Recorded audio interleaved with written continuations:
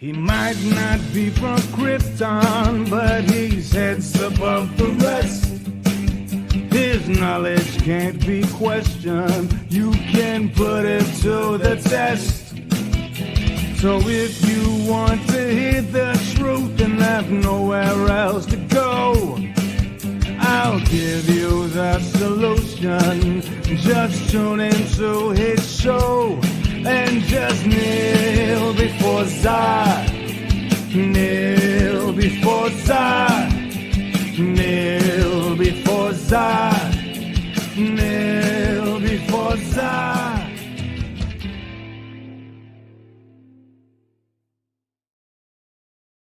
Welcome back, everybody, to the Phantom Zone. It is the most earth-breaking, ground-shaking, but never media show money-taking, unless the price is right. The man, the myth, the legend, the most electrifying villain in all of YouTube entertainment today, Mr. Zod.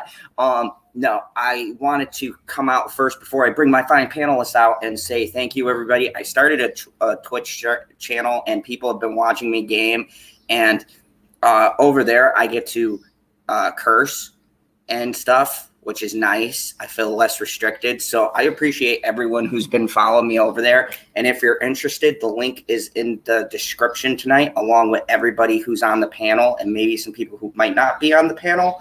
But I put all of the Bridge crew, our alternate channels, all of it.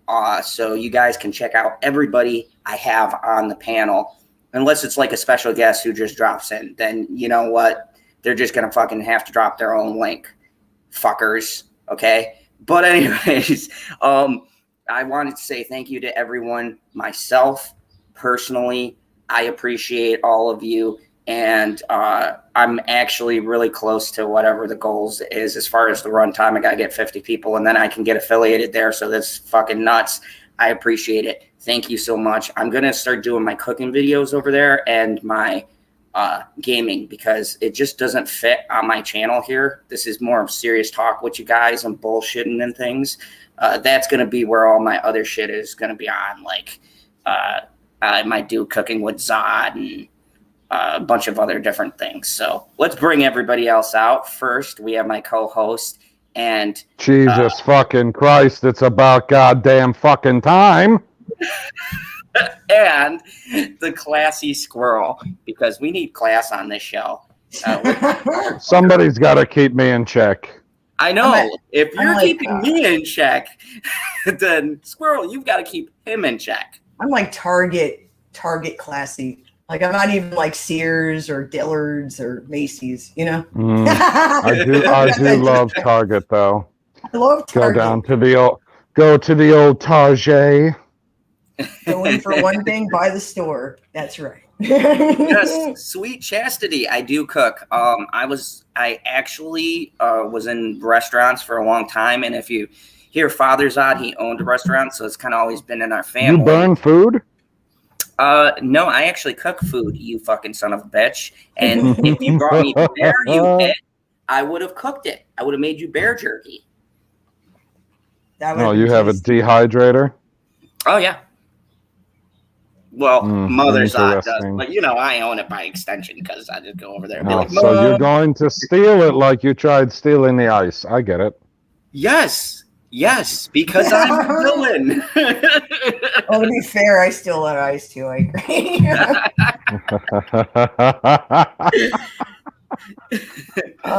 Oh my goodness. We got a nice full chat. Everybody, please do me a favor. Oh my God, there's a full chat? Yeah, it looks like we're getting in quite a few people. Sean B and Janet C. Hello to both of you. Hi, and then Sean. Jenny Godin is in chat. Hello, Hi, Jenny. Lemon Pie. Husky. Lemon Pie. And then we got Rhonda Beckstrand. Hi, the Rhonda. Fuck, Husky. Hi. Shalana, the lovely Shalana, is in chat. The Planet Q's queen, helping post links and for everything you could ever need, actually, which is awesome. Thank you, Shalana. Janie Davis. Hi, Janie.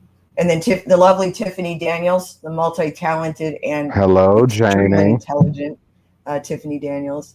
Debbie Dolly. Hi, Debbie. How are you? Hi, Tiffany. Hope your daughter's well. Susan Hi, Debbie. Good to see you.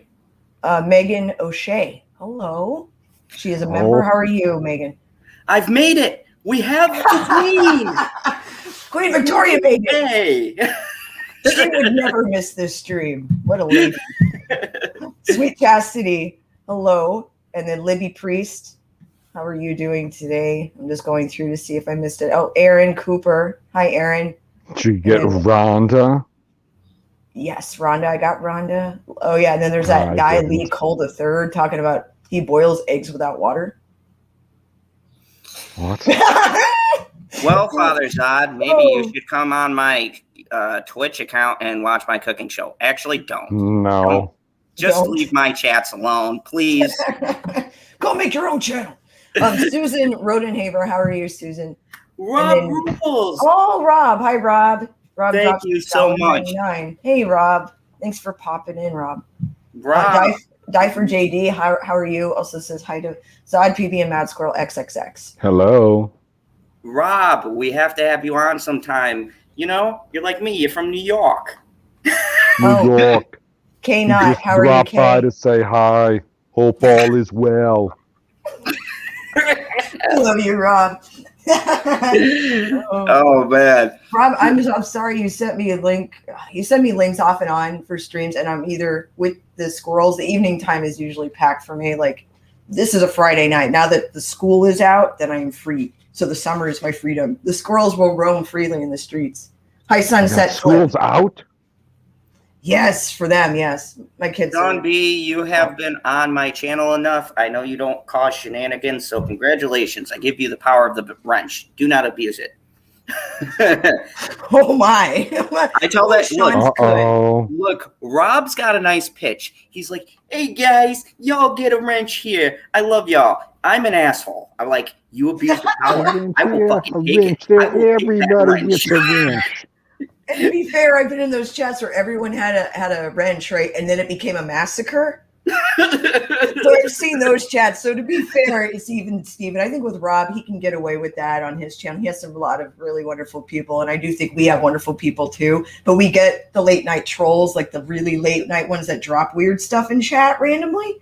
And then we got like 4 mods of people we trust. Shit, like, hey, I'm just drinking a beer here naked watching your show. It's great. I'm like, that's nice. What are you drinking? Oh, no. Well, you know, I'm just having a tall boy. Did you have more than one before you perused my channel? Why the fuck are you asking them what they're drinking, you dipshit? Hey. Rob Rules says that he's at Universal Studios until midnight, so he has to run, but he loves all of us so much, and we have no idea. That's what he said. Rob, I only have one piece of advice. Don't run. If you have to, walk at a brisk pace. He said, you get a wrench. You get a wrench. You all get wrenches. Don't do that shit on here, Rob. Anyway.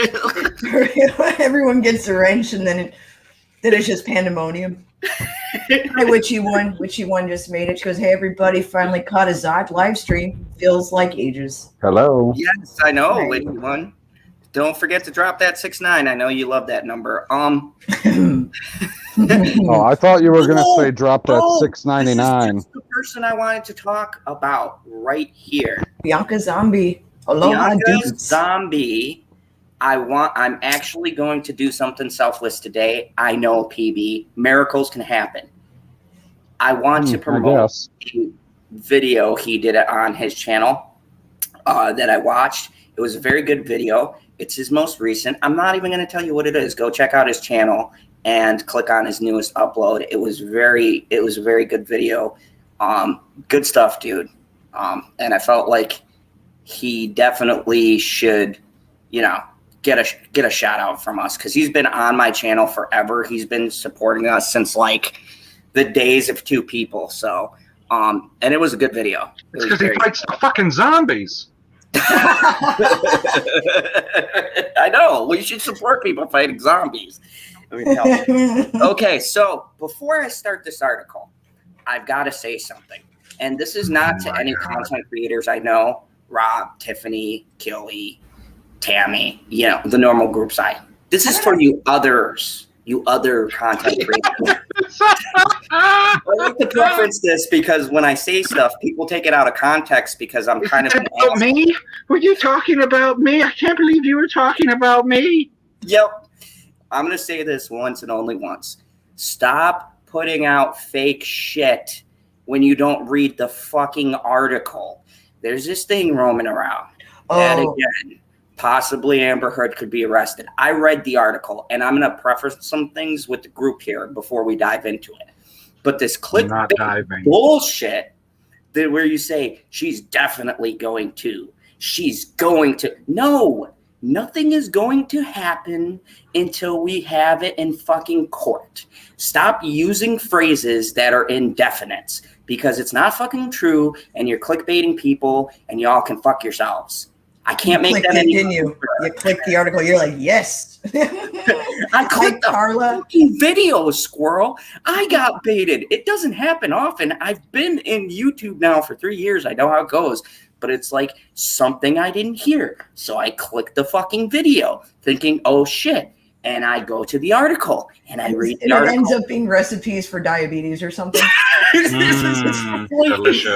That's right. You're like, ooh, this is good. Oh. And then someone actually sends me an article to read on it. So shout out to Planet Q's Queen. She sent me a legitimate article about the same subject, which she didn't even know that I got tricked into watching a fucking video when they reported the whole thing fucking wrong. So Phantom Menace people and all of you people who are associated with that hashtag and don't give a fuck about this story, stop fucking covering it unless you talk to someone who's been covering this for months, years. Stop putting it on your fucking channel. You don't give a shit. This is not what you do. You folks are so fucking fake, it's ridiculous. Stop using clickbait. I don't know how to... I mean, they're going to anyways. It's just like with another thing I'm going to bring up tonight, but fucking stop. It's infuriating. Stop tricking people. Janet C says that I love recipes for diabetes. You never know what you're going to get. Oh my God. Rob says that he dropped some pictures in his Discord and have a great video that I have that they did for Maya for her birthday here at Universal Studios. That's cool. Oh, Rob. That's fun. Rob, I'm still angry. Every time you go on these wonderful vacations, Rob, you have my phone number. I don't know why you don't send me a ticket, buddy. I'll go. I'll take a fucking week off. We'll never see Zod again. There'll be a video where like Rob's like, last time I saw him, he was naked running down the street. Here's Zod running around Universal Studios butt-ass naked. I can't do Rob's voice the proper way, but I can imagine going, this guy running streets naked. It was crazy. Crazy. This guy. But no, so yeah, we're gonna jump into this one because yes, I did see that, but I'm not gonna cover that right now, Planet Q's Queen, because unfortunately I don't have enough time. But you know me, if I say I'll cover it, because I saw that that needs to be talked about. That oh really my God. Does. These Nickelodeon stars are fucking beautiful. Every one of them are like a beautiful disaster waiting to happen. I fucking love it. Oh my God. That company, dude. I mean, you not Drake Bell, but Jared Bell. Fun facts brought to you by the internet, Shalina? Oh my God. Oh no. Yes, Queen Victoria. I know. The people who love Amber and defend her. I'm not on that fence. I'm against because I'm with this community. I'm against people who are obviously clickbaiting. There's so many fucking videos. And here's the funny part: before a certain group of us started covering this, nobody else did. And now all of a sudden, all of these channels, who I know for a fact never had a fucking interest, are all of a sudden covering. Get choked up, guy. Oh yeah, it'll be okay. What's up, dog?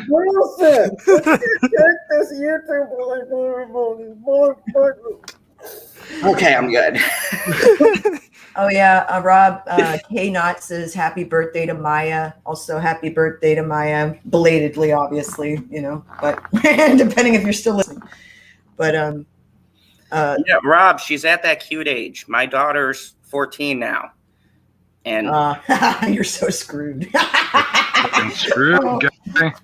It's so he cute. has emotional breakdowns now, and I'm just standing there in a corner going. And yes, Jenny got in. I'm gonna try to go to Becca's stream. I'm gonna go pop in at least in the chat because I'll be there if Becca wants me on. I'll be there. You're going where? To Becca's stream. Oh, I thought you said you were going to Pakistan. So did I. Yes, I thought that too. Why did it sound Pakistan? Yes. No, sir. No, thank you. I mean, I like camels. You want to see Bin Laden's compound? I thought she was going to make an icon with a squirrel with a burqa. That would be so COVID safe, though. So safe. Dude, they were ahead of the curve, man. They've been ahead of the curve for hundreds of years. Right? And I mean, I know they were still wearing masks underneath that, but Whoa. Are you fucking kidding me? No. Holy fucking shit. What? Janet, What? Did you wear a mask? Oh, I guess they were listening to Fauci. You know what you want to do. No, this was over in Iran. So I don't know. This was in Iran. And, they definitely listened to the Fauci over in Iran. Oh, no. Janet C said, at Zod, I'm with you. All the articles from the Peanut Gallery, all of a sudden, thank you. I appreciate that. Diamond Knight 76, good to see you, by the way. A $5 super chat with a clap, slow clap. It's a super sticker. It's that's even better. Super sticker. Hi, Diamond Knight. Thank you. And Susan Rodenhaven, thank you so much. Gary lives in Florida. He and Rob are doing a live stream together Sunday. Oh, that's cool. Okay. I'm jealous. Damn it, Rob. We're like the trio. You guys are only going to be a duo if you stream. Fucking get over yourself. What is happening? You had a Red Bull, didn't you? You had a Red Bull. Jesus Christ. This is my second monster. Rockstar, what is that? You've been rocking freaking monsters all day. My God. Is that code for your cock, Zod? For the love of God, Husky. Hey, give him a break. His name is paying off. Ever since he got here, people have been paying the Zod tax. You know what? You keep going, Husky. You know what? Other people heard me say Rebecca Stan. Oh, what the fuck happened? Janie heard that. Yeah, exactly. I mean, to the Becca Stan stream, the land of Beccas. Lemon Pie asked, we have 40 people watching. While you're watching, check out my Twitch channel. Links in the description. Christ. This hooker. Lemon Pie asked, Mr. Zod, I have a question. How long will this chat be? Like Zod, roughly, Also, are you streaming tomorrow night? Yes, I am streaming tomorrow night at the same time, 8 p.m. The after party is going to be at PB's till whenever the fuck we decide to go to sleep. I have to stay up, so it works out for me. I mean, some of us decide to go to sleep and then get woken up later to end the stream. So, whatever. And I'm going to do my stream that I was supposed to start again today at this time until Zod Clash. So I'm going to go live right afterwards, after the stream. So that'll be on my Twitch. All right, so let's jump into this because I don't got much time. I want to make sure we go into the articles. Link it, Husky. Your stream for your Twitch again. All right. Yeah. Yes. Make sure you drop all the appropriate links, Husky, because while I'm starting to get organized, it's still a work in progress. Thank you for that. Oh, Planet Q's Queen has your back on your Twitch, and Husky just dropped his Twitch also. These Twitchers. The first thing I'm going to start out with is, of course, Amber Heard, because I want to read this article and preference some things. Don't worry, the next thing we're going to talk about is Star Wars. Oh, yes. Oh my god. I think, are you okay, BB? Yeah, I'm good. I'm good. He can read as fast as he can read. Okay, so Baxter. we've got a good one here today. Hopefully, what the fuck? What? Oh, I pressed the wrong one. There we go. Jesus Christ. Technology, hey. Okay. Oh my god. Hey, it's Pride Month, people. Hey. Amber Heard will face multiple felony charges if she loses the trial. Now, I want to preference this before we say this. I think this is irresponsible writing because she could. We've said all of the ways, but they preference it as a definite. And I hate that because it's not definite. We don't even know what they charge her with, but I'm going to read it and lay out what they're saying. But this is the bullshit that I'm talking about. Like, people. Bullshit.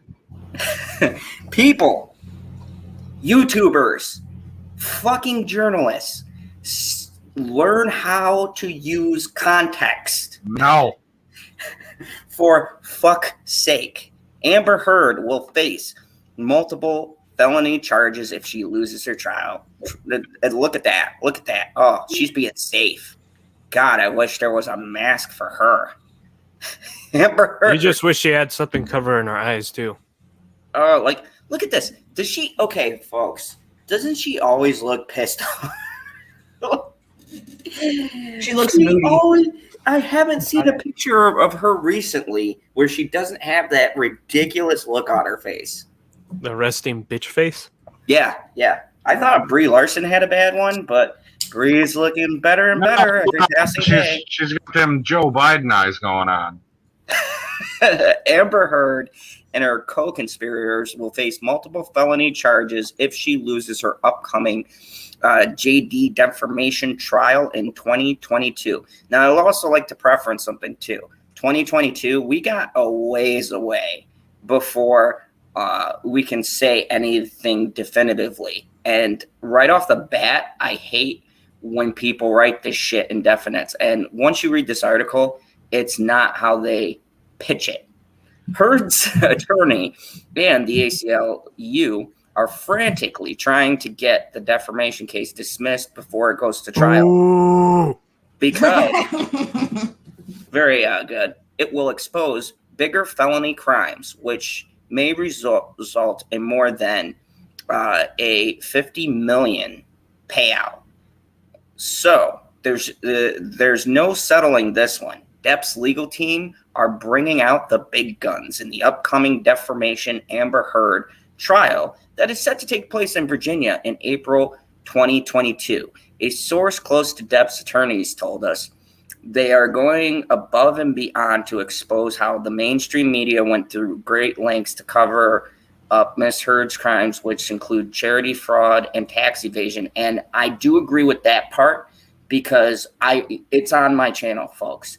I literally have a video where I talk about how E chose to feature her for domestic abuse victims. And it was like a week of people who have been through domestic abuse and survivors. They fucking had her on there. They did a whole interview. You guys should go check it out. It's on E Entertainment site. Tell them I sent it. I'll comment. Hi, Carmen. Carmen Hello, in chat. Carmen. Hey, Carmen. Good to see you. And Carmen, thank you for coming to my Twitch streams. I appreciate it. Let's for the record. He's not shouting me out. I was lurking in there, and then I started fucking around with his Twitch chat. If you guys see him live, Squirrel and PB, start throwing shit because it'll pop up on the stream. It's funny. Oh, reminds me. I forgot the other service that does that. You could throw like lemons at them and stuff. Yeah, I saw that. That was D-Live. You could throw lemons. That's it. you troublemaker, you. But thank you, though. Hi, Billie Jean.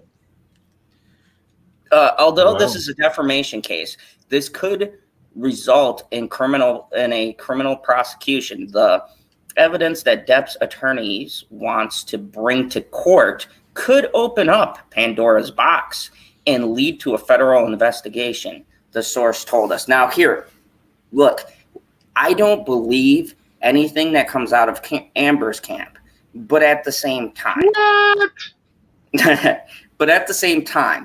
folks, it is going to be fucking hard to get a federal investigation going unless he's got something that none of us know about. Now, that very well could be true. They could have found something.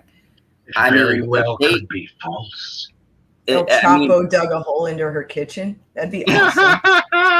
Something like that. That would bring the feds in. Oh my God! Yeah, they go. Oh, this is where Jimmy Hoffa's body's been. Exactly. Oopsie. Anonymous report. No, don't report anyone. That's illegal. But you know what I mean. You know. Yes, please, folks. Don't. Unless it's my ex. No. Fuck her. Anyways, just disclaimer. That's I don't hear what. Oh, something about what? Okay. I didn't hear anything. Oh, YouTube, if you want to cancel me, I'm a fucking villain. Jesus Christ. I don't know how many times I gotta say it. Just like Miss Heard's pre-jury in the UK ended in a federal investigation by the Department of Agriculture in Australia, with the evidence submitted to the Virginia courts next summer will most likely end in an FBI investigation into Heard right here in the US, they added. Now, this is coming from the attorneys, and look, I want this to be true. I really do, because that would be the most poetic justice ever. However, you guys got to realize when you get to cases like this, attorneys on both sides say a lot of shit because they're trying to win. I want to see documents. And like they said, this is going to be in 2022. I want to see documents on what they have, because right now, none of these articles or anything are saying exactly what it is. And look, this is a court case. There's sensitive information. But I have a feeling if they had something earth-shattering, we would have heard about it already. If you're going to make claims like this, you got to make sure you have things to back it up. And Amber's team have been saying nonstop, we've got this, we've got that. Well, Amber, where's the document? You'll see. Okay, go sit in the corner. Jesus Christ. Johnny Depp's legal team is very confident that they will, the defamation case. Is that a typo? I'm not wrong, right? It says Johnny Depp's team is very confident that they'll win. Will. I was just making sure it wasn't me. No, I think win. Yeah, it's somebody got excited in this article. Thank you, editors. The defamation case against her next year. The source claims, and just like Amber is trying to use the ruling from the wife beater libel trial to dismiss Depp's defamation suit, which is fucking ridiculous, Amber, and it's two different fucking countries, you dumb wacky bitch. U.S. law enforcement could use the defamation trial evidence to prosecute Heard for her other crimes. Now, I think this shouldn't work both ways. And I'm going to get to the Australia thing, too, because there's a lot of things I want to talk about as far as that goes. But the source continued, being found guilty of defamation is the least of Heard's worry right now. She's looking at several major felony charges that could spend the next 5 years in prison. She'll be 40 when she gets out, and her career will be over. That will be true. Now, here's the thing. If this is true, it would explain why IMDb doesn't have anything coming out for her. Well, I mean, I think it's very true. I think there was some really good comments in chat, and I'm just trying to I was listening. Sorry, I'm trying to catch up. But there was one here from what she won. She goes, plus the ACLU may have put the Vanguard money, Muskie, towards her pledge, and would have been charity fraud. So that would be interesting. And I think that'd be a very interesting investigation. And then obviously everyone calls her a liar because that's her talent. Some people balance plates, or, they know how to do the backstroke. Some people are just talented at lying. They're just not I don't know if intelligent. she's talented at it though. It's just like, Well, she I don't can. know. She lies a lot, but does it make sense? There's a difference. No, I You don't have mean, to she be lies on her intelligent to be back a a lot liar. too. Zing. it's true. Two of the felonies could include charity fraud, getting to that, which you one good call, and tax evasion, rumors suggest. Now that might be true, and this is the part of the article I wanted to really focus in on, because they are looking really suspicious, ignoring court subpoenas. No, I've never heard of that being done if a charity has nothing to hide. I think they don't want to release the documents because there's something in there that they did. And if that's the case, we're not just talking about Amber Heard now. We're talking about a charity organization. And ACLU, if you guys did this, you are the biggest pieces of shit ever. Like, yeah, the money still got to the kids, but you co-signed someone neglecting their obligations to sick kids. All of you motherfuckers need to burn in the lowest levels of hell. I mean, the ones reserved for the really bad people because you're fucking over sick children. You are so fucking disgusting. And honestly, if I wouldn't get my monetization pulled, you know where I'd go with this, squirrel, with my laser eye beams. That's all I gotta say. Because when it comes to children, I have a daughter, and you know, I've They're always not laser eye beams; they're ocular releases. okay, Mr. Pop Culture Technical. That's what they call them in the new show. I was like, "What the hell is this bullshit?" What? Carla, I found the comment from Carla she made earlier. I apologize, Carla. That she had said definitely JD's team are doing a great job of exposing them, and that's what's so marvelous. Meaning, his team is doing a good job. It's the method of how they're releasing information in just the right sequence and knowing when to hold back. And you know, I think I agree with Carla on that. I do think they're working really well so far. Adam Waldman exposed the 35-year-old actress for lying about donating the entirety of the divorce settlement, which amounted to $7 million to charity. The actress testified in the UK court that she donated the money, and the ACLU and the CHLA listed her a donor on their official website. This is a big one, folks, because that shit is true. And they put her I was told that he was short. Despite being able to produce any kind of proof of transaction. So why is the ACLU involved? Furthermore, it has come to light that the ACLU penned the slanderous article, the Washington Post article, on behalf of Miss Heard that Depp is now suing for. This is a big one. The ACLU penned the slanderous article, the Washington Post article, on behalf of Miss Heard. Yes, there. Jenny called that, like, in the chat. That was one of her comments about this exactly. About the, you know, basically there was emails showing that there is possible connections. She said they wrote the op-ed and for AH, knowing fully well she was lying about the abuse. This is big, folks. This explains to me why we've seen so much protection around her, because it is the ACLU. Do you guys know who donates to that? Very rich and powerful people. This explains a lot about the power connections and how she's been so protected and why they wanted to go after Depp. I don't think they realized exactly how much clout Depp has. This is going to get fucking ugly. This is going to get really ugly because they're going to pull in a lot of... If the ACLU gets hit, do you realize, and Squirrel, this question is to you, how bad is the shitstorm going to be? Oh, it's going to be magical. It is going to be an event. I think when that happens, there should be a special stream. We'll have a stream. It'll be called Down with These Corrupt Fucks. and I will literally put that in the title. Just use an asterisk. I can live with that. Yeah. Hello, yeah. Ursula. Ursula's in chat. Hello, Ursula. Hey, and thank you everybody who's watching. I really appreciate it because, there is some things in this article that are being brought up that I didn't even think about. And thank you to Planet Q's Queen once again, who directed me to this. Appreciate it.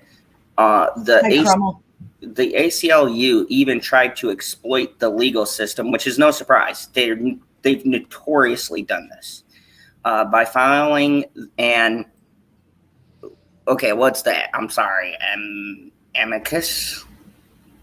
Am I right? Amicus. Sure.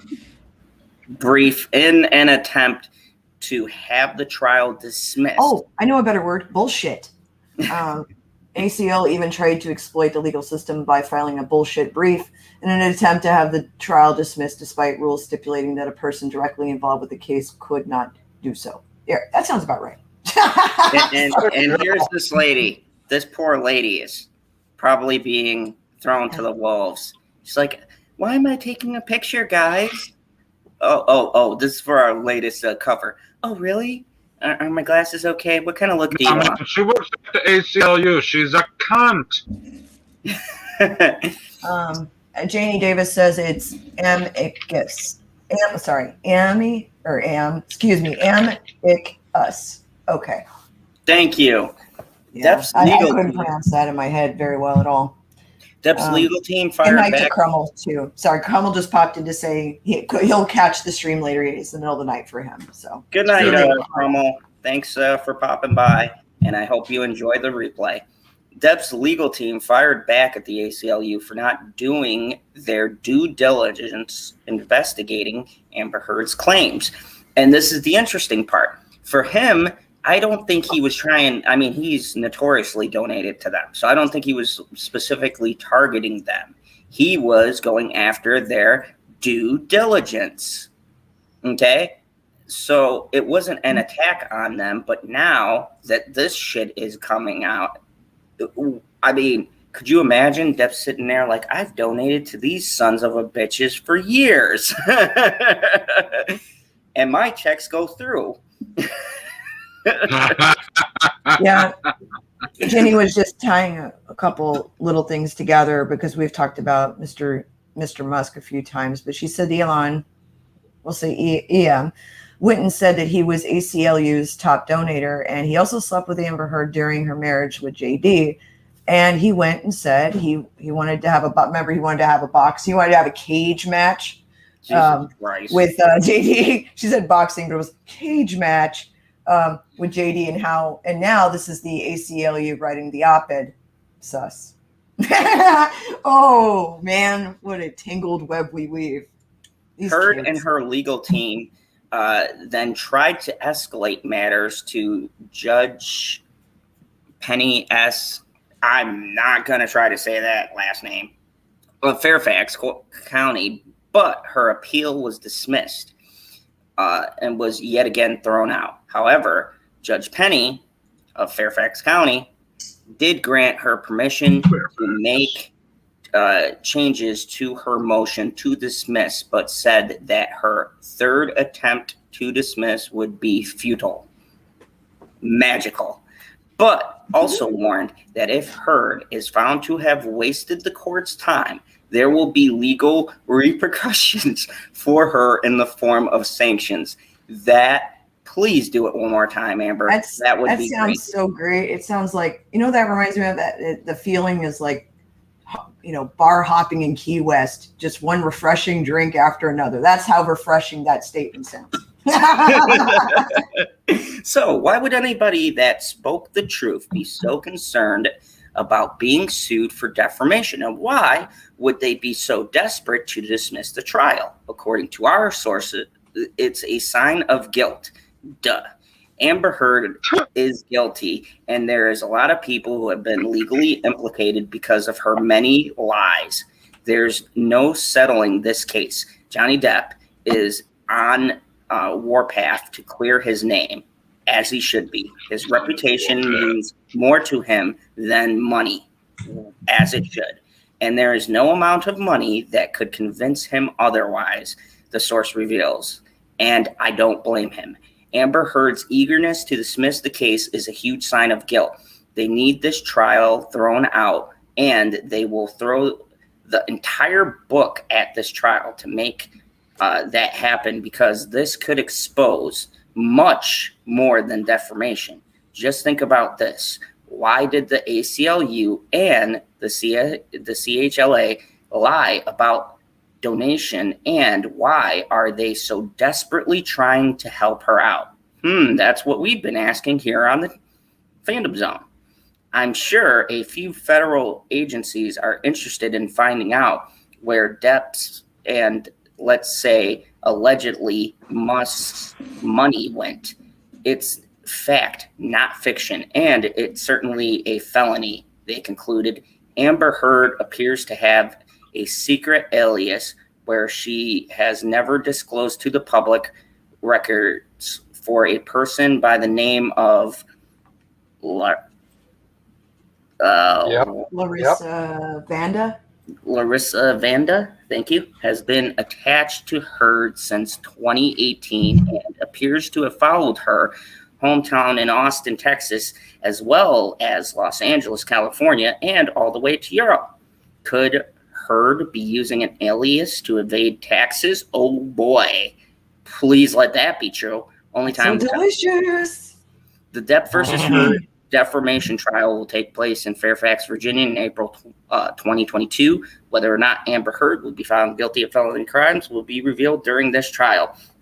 So here's the thing that I want to preference. Oh, fuck. Here's the thing. Really quick. There was a comment Queen Victoria had said way earlier, but I wanted to wait a little bit. But in the end, I agree with this completely, especially when it comes to when you're a celebrity and you're in the public eye and you've spent all this time and effort on your career and worked very hard to get where you're at.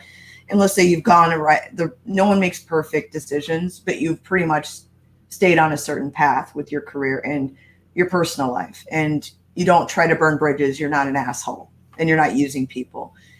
Queen Victoria was saying, I hope once Amber is put in jail or suffers whatever consequence, she goes, Depp gets an apology from everyone who abandoned him and fired him from upcoming projects. Queen Victoria, in a perfect world, I would love this sentiment. But have you seen Hollywood? They're so busy pandering to the latest fucking woke trend. I've got a better chance of seeing Scarlett Johansson here in my little humble apartment than you guys will ever get apologies from anyone, because they never do anything wrong. And that's what we've been saying. The media needs to be held accountable for telling lies or for accusing people with no evidence. Anderson Cooper would never lie to me. I don't know. He had CIA training. This trend started in the UK, and I'll tell you right now, that rag, the sun, needs to burn in the most holiest of fires. And this is not an insinuation that I do anything or that I would encourage any violence. You're supposed to say it needs to burn there because it's the sun. Hello, Kim Ryan in chat. Also, the lovely unicorn is in chat. I know, she's also in the next room. And people that work at the sun, they can go and learn coding, right? also, Kay Knott is heading out. She goes, it's gotta go. She says it's really late here in Wales. Thanks for the chat. Have a great night, Kay. Get some sleep. Yeah, and check out the replay because we're probably going to say some more funny stuff. No. Maybe. Hi, Elizabeth Me. Hey, Elizabeth Me. Hi, Elizabeth. But look, I don't have a problem with this article. They did present a lot of good facts. Now, here's where my problem comes in. I don't have a problem with it. Here's my problem with it. I have a problem with how people are choosing to clickbait people. Because I've seen a lot of fucking videos floating around. Amber Heard is going to jail. She's not being convicted. It's the same shit you see with the Star Wars channels, man. It just pisses me off. It's like hi KH. Sorry, hi KH. I mean, if I had $1 for every Kathleen Kennedy's fired video I've seen out there from the release of The Last Jedi, I'd be fucking rich right now. Yeah, and then you could buy some Bitcoin. Hello, Karen. Oh boy. Yeah, I mean, this is my only issue. It's not she's convicted of anything. And look, if we're not going to, I'm going to be partial if no one else is going to be. If we're not going to throw JD under a bus, I'm not going to assume she's going to be arrested because I saw someone get away with murder. OJ. So anything could happen. So anything can happen in these kinds of things. But I will say, it doesn't look good. It doesn't look good at all. It doesn't look good for the ACLU. It sure as shit doesn't look good for Amber Heard. It doesn't look good for Elon. It doesn't look good for anyone Amber Heard has ever fucking met. And James Franco, you're in enough fucking problems as it is, buddy. Stay the fuck away from these people. What are you doing, James? You're surrounding yourself by, it's like you wrap yourself in a blanket of controversy every night before you go to sleep, bro. Give it a rest. Stay the fuck away from her. Everybody, stay away. She is clearly toxic. Anything around her right now is going nuclear. She set herself up so well for this. In the end, this is the bed she's made, and it's just going to get uglier and uglier. Hey, doesn't she poop in those beds? I was just going to go there, and you saw I held back. I was like, too easy. Too easy. But man, that bed she's laying in is covered in shit. And it's her own. Yay, karma. Janie Davis says, at Mr. Zod's Phantom Zone. General Zod. The jury was right about OJ. They found him famous on all charges.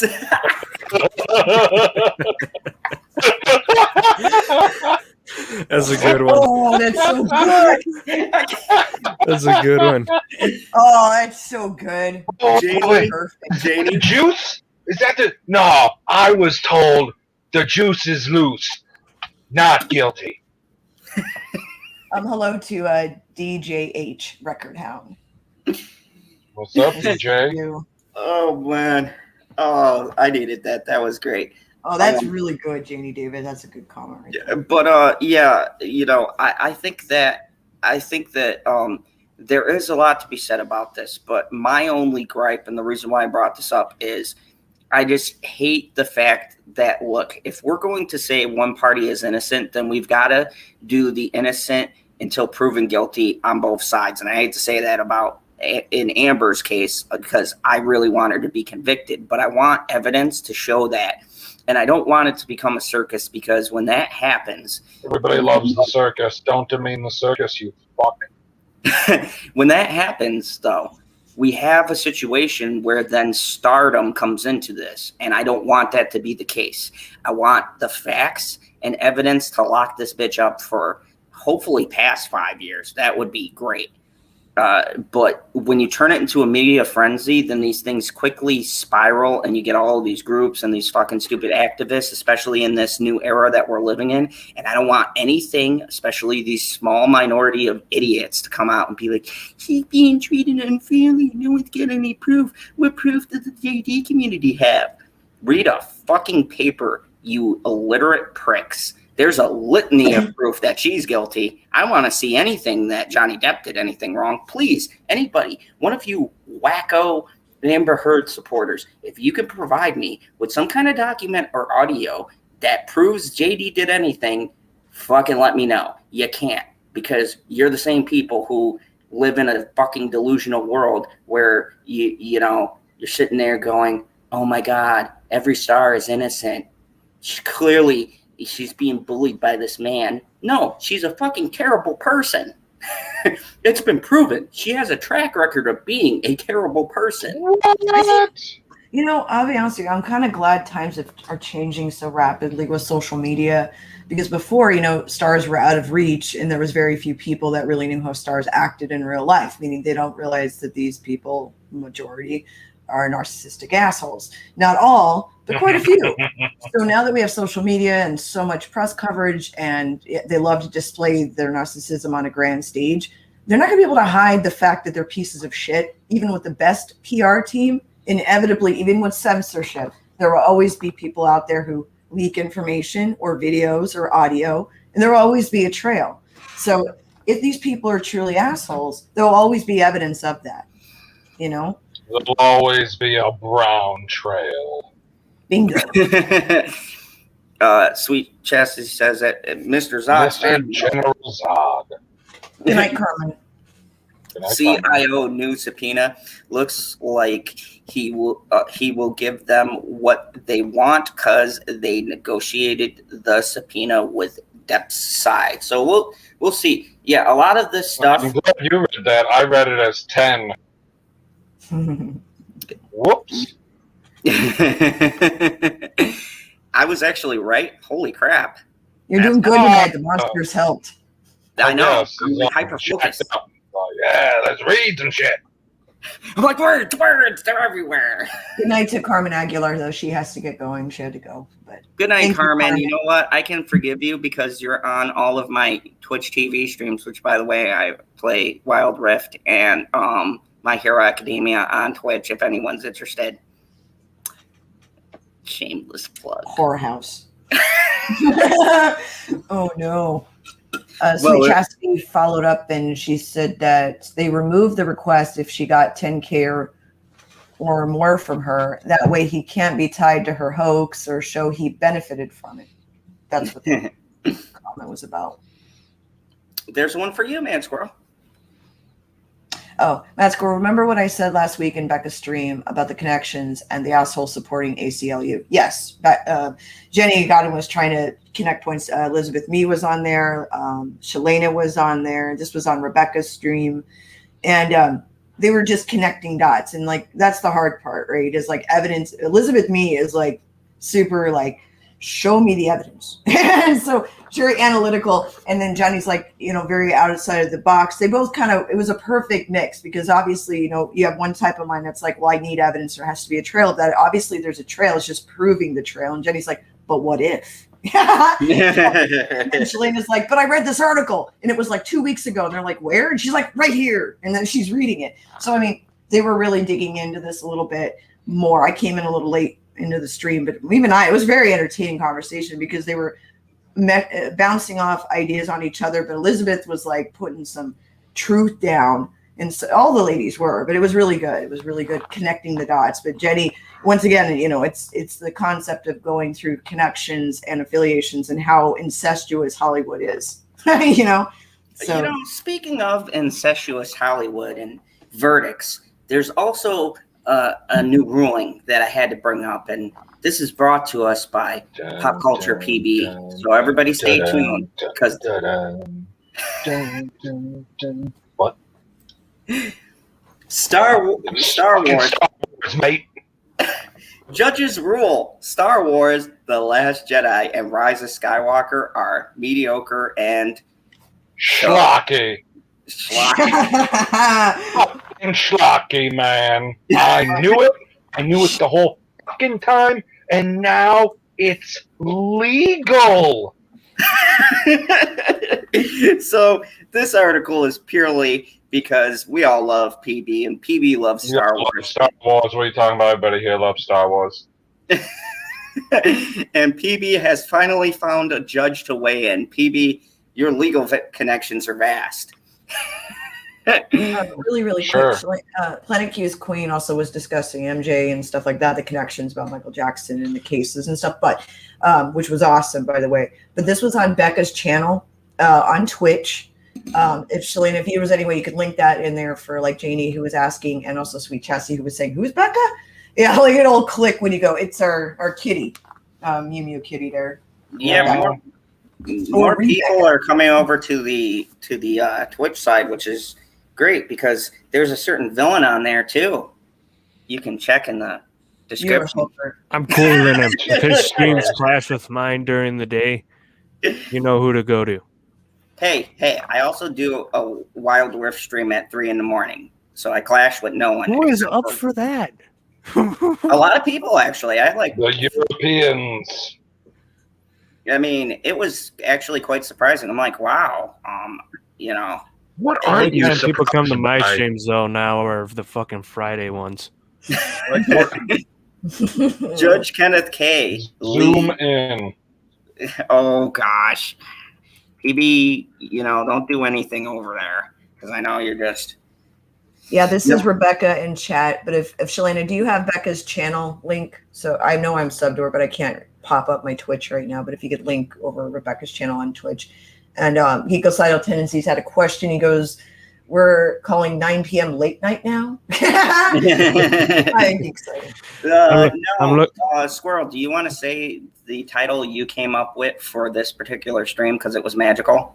Oh, late evening unplugged. Because it was we were doing it early tonight because the general above me, the villain, has to work a little graveyard tonight. So a hero. Judge Kenneth Lee called Star Wars sequels Mediocre and Schlocky in a recent legal ruling. This is magical. Fucking legal. Rather amazingly, it is now written in the annals of legal history. I think that's anals. Jesus Christ. That Disney's Star Wars sequels. Sorry, I took a minute to take that in. Makes sense even more now, Husky. Specifically, The Last Jedi and The Rise of Skywalker are mediocre. This is according to the Ninth Circuit Court Judge, Kenneth K. Lee, a new hero. This man should get a fucking statue, who recently referred to the movies as such in recent legal ruling. What's more, the ruling had nothing to do with Star Wars. Rather, it was about cooking oil. Damn right. He's like, you know what? You know what we're going to do? We're going to make sure that everybody knows for a fact what the truth is. Also, so this thing is about his food thing. I'm not going to read that because I don't care. He said, also, the Ninth Circuit makes it official, holding that as a matter of law, Disney's The Last Jedi was a mediocre schlocky. And then here's the fucking legal document. Fuck yeah, man. There's a this is great. There's a legal document, Disney.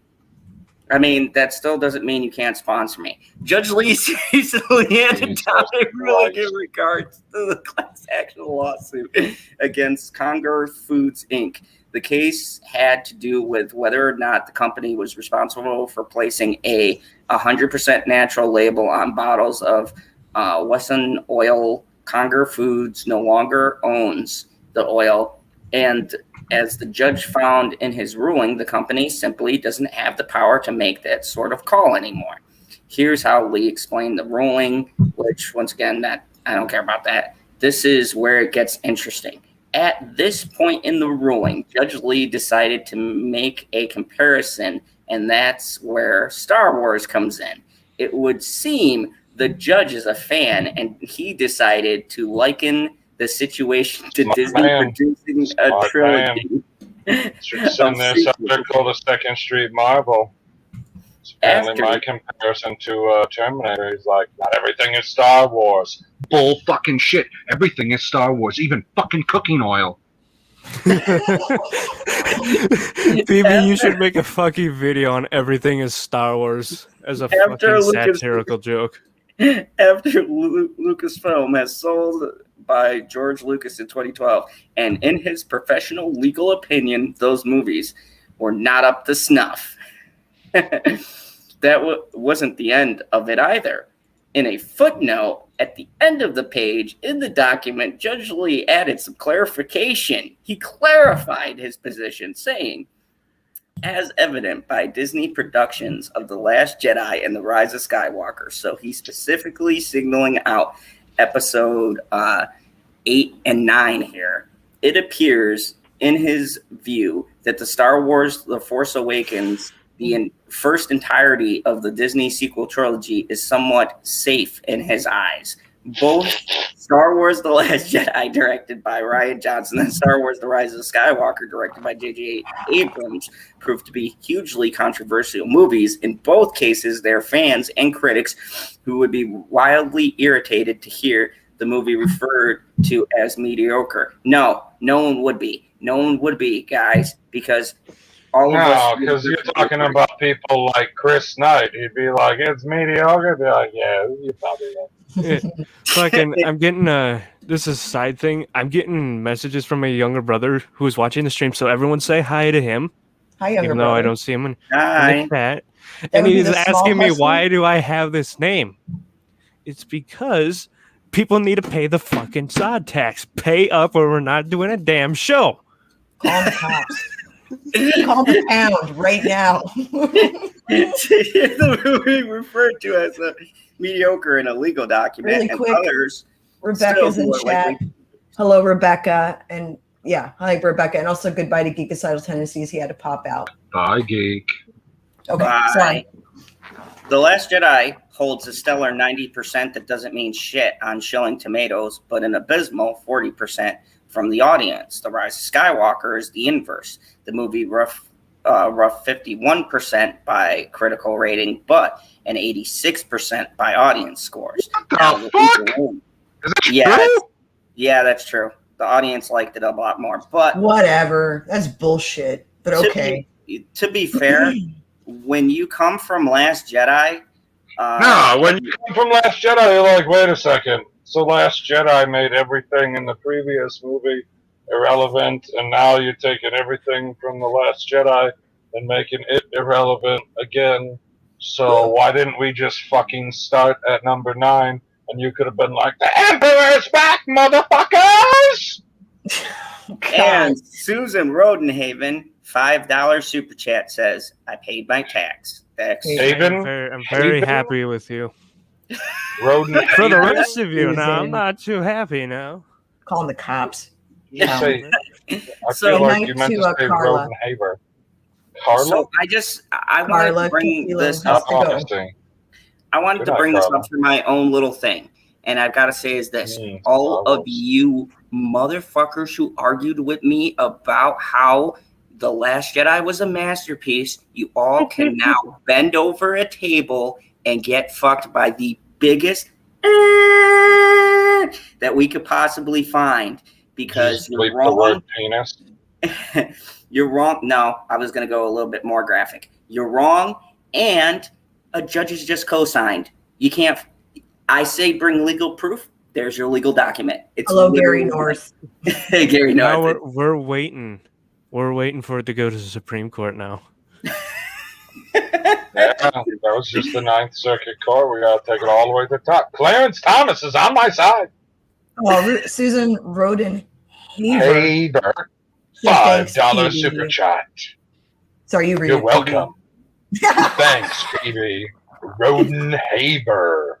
Not Roden Haven. You son of a bitch. I feel like you're leveling that towards me. Like you don't know 100%. how this goes.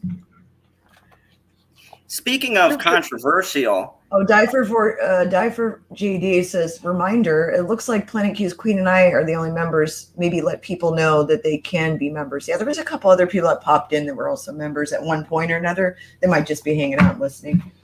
yes, if Remember, you want can some become a great channel gadgets, member. You just gotta click the button on the screen. yes, and channel members, this is a good time to make an announcement. I'm actually scaling back some of my time. What's There's going going on to the be. screen here, guys? This is a terrible time to make an announcement. Fix that first. Oh Jesus Christ, PB's so Green anal. share inception. There you go. So, I'm going to be putting more work into my channel because this has been amazing. And PB doesn't know, but I draft him for these things, so he's okay with it. We're going to start doing some member streams for you guys, and some shout outs. So He doesn't know. He's only been fucking saying it for like a month. Yeah, PB. Well, the mall cop life is a grind. Good night, Rhonda Beckstrand. Have a good night.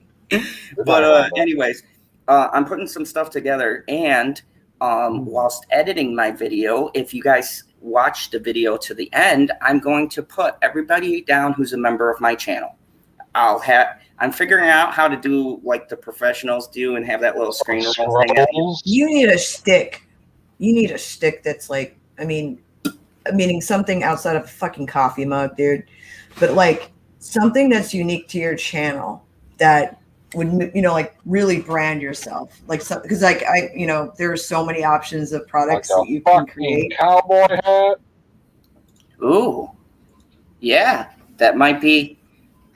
And also like get some pine anal graphics and penis chat graphics or something like that. I don't want to know what that looks like, but you know what I'm saying. It looks like an eggplant. Squirrel, we are going to have a marketing meeting. I got my own shop with my own like random crap. I'm going to be making more graphics like for autism awareness, but I'm a little anti-establishment about it. But I know autism awareness where it matters, people. But hello, Justice for Depp, and good night again, Rhonda. So speaking of which, everybody in the chat right now, if you like this idea of me making pine anal merch, put a 1 in there. So, 1. All right, let's go. Everybody who wants pine anal merch, put a 1. I've been asking you for that shit, man. See? Yeah, look at it. Look at the check go. Husky. Husky. Your manager's brown. I'm so glad I wasn't fucking timed out by YouTube. It'd be sad when talk about sticking it to the man. Fanta. Hello, Fanta. All right, everyone else agrees with me. Fantastic. Oh, I love you guys. Hello, Megan. Did you say hello to And her? of course. See, Her Janet name gives is back to the Green. What's her community. name? Green. Oh my goodness. So then we'll get on that. We'll work on some pine anal merch, and I'll tell you what, I'm gonna say something that Father Zod's gonna kill me for because I know he's probably listening right now. Everybody who's a channel member now, when we roll out the pine anal merch, we'll send you guys some. Boom, better than a mug. We'll send you like a pine anal t-shirt or something.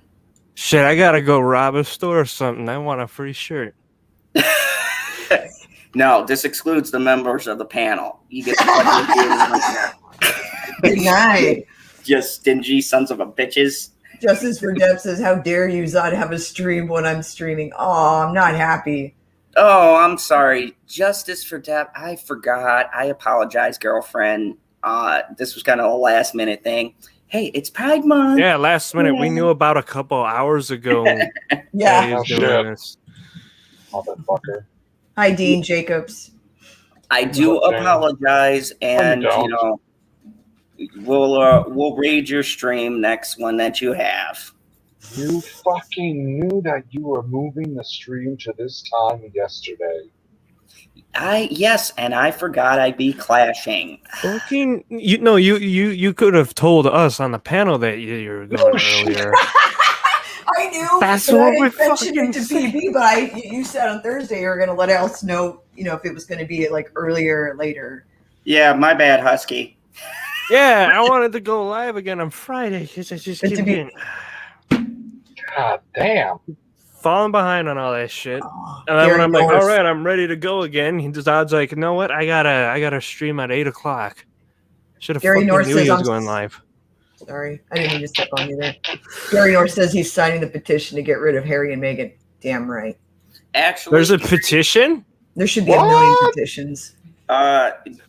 Anyways, Gary, hold that thought till tomorrow because we're actually going to be talking about that tomorrow. So tune in and you can tell us about this petition and I'll let you link it. About the Markle one. Yeah. The rainbow connection there. Speaking of which, I want to talk about something right now that kind of goes against. It's a sad day for people who are against cancel culture and they take it too far. Hashtag Phantom Menace. Who is that? I'm sorry. Okay, I'm sorry. I thought you were talking about somebody relevant. Okay, moving on. So, the Sandman creator, Neil Gaiman, defends defends casting a non-binary and black actors in the Netflix adaptation. And I want to preference this because I've read Sandman, unlike these people who came out and attacked Neil, and they're all a bunch of fucking idiots. If you read the comic book, and this comic book was out before woke became a trend, Neil had used these words in his story because it's fucking death, lust, desire. He preference that they appear to people as they want to be seen because they are fucking entities. They don't have a gender or a race because they are death. Then why are they black? It's all basically perception. It's Good how night, Kim. it's how humans choose to see them. So it pisses me off when people say that Neil sold out, because if that was the case, he wouldn't be blocking this from being made for the past 20 years. So I'm just saying, everybody stop looking for shit that doesn't exist. Whoa. He was blocking it from being made? Why would you block your own stuff from being made? Because everybody had a stupid idea for what they wanted to do that was away from his story. And he was waiting for the right director to come along. So what you're telling me is they were like, hey, we like your story, but we want to change a whole bunch of stuff about it before we put it on the TV. Yeah, and he said, nope. So now... Like, you go right ahead and fuck off. I need my non-binary blacks. He said, so in a quote, he says, I give zero fucks about people who don't understand, haven't read Sandman, whining about non-binary desire or that death isn't white enough. The author tweeted, which I agree. I agree with the statement because I've read the book, and if it is written into the character, if he designed the character a certain way and it's his creation, unlike with J.K. Rowling, who wrote the book first and then backtracked and said, no, Dumbledore's gay because representation. It isn't that situation. The book was always written this way, and now people are doing the inverse. So when you're taking up a cause, maybe you should do fucking research. That goes for both ends. Like, read a fucking book. No. Or if you're PD, listen to the author who wrote it. I mean, I guess I can do that, but how long is that going to fucking take? You know, they're short interviews. Anyways. Does he talk fast? Yeah, he's a pretty quick talker. Oh, okay, well then we're good. Most of the major roles of Netflix's upcoming TV adaptation, which I can't wait to cover, of the Sandman comic book series have been cast, but not everyone is happy about the recent interpretation of the characters. Hold on now, real quick. Fuck you, Floyd. After an announcement last week confirmed that a non-binary actor, Mason Alexander Park, would play Desire, a non-binary character in the source material. Yes, I know you love hearing that, PB, but at least they're keeping the character true. And a black actor, Kirby Howell Baptiste, who's actually pretty good, will play Death. You got a super chat, or should I say text? Can you read it, because I'm on a different screen? You can't put it up on the screen? No, because then I'll switch back, and it'll be the holy fucking shit! God needs a super second chat monitor from Janet C. 77 better than 69 because you ate more. Thank you so much. So this Kirby Howell, he played in Cruella, and if you guys saw me and Bitchy's review, he played Jasper, and we loved his interpretation. He's a very talented actor. I am actually excited that he's attached to this project and will be playing Death. So I have no... Are you sitting there fucking praising this fucking remake? Anyways, who is visually depicted as a white in the comics. So commentators online lashed out at Neil Gaiman, who originally co-created The Sandman with artists Sam Keith and Mike.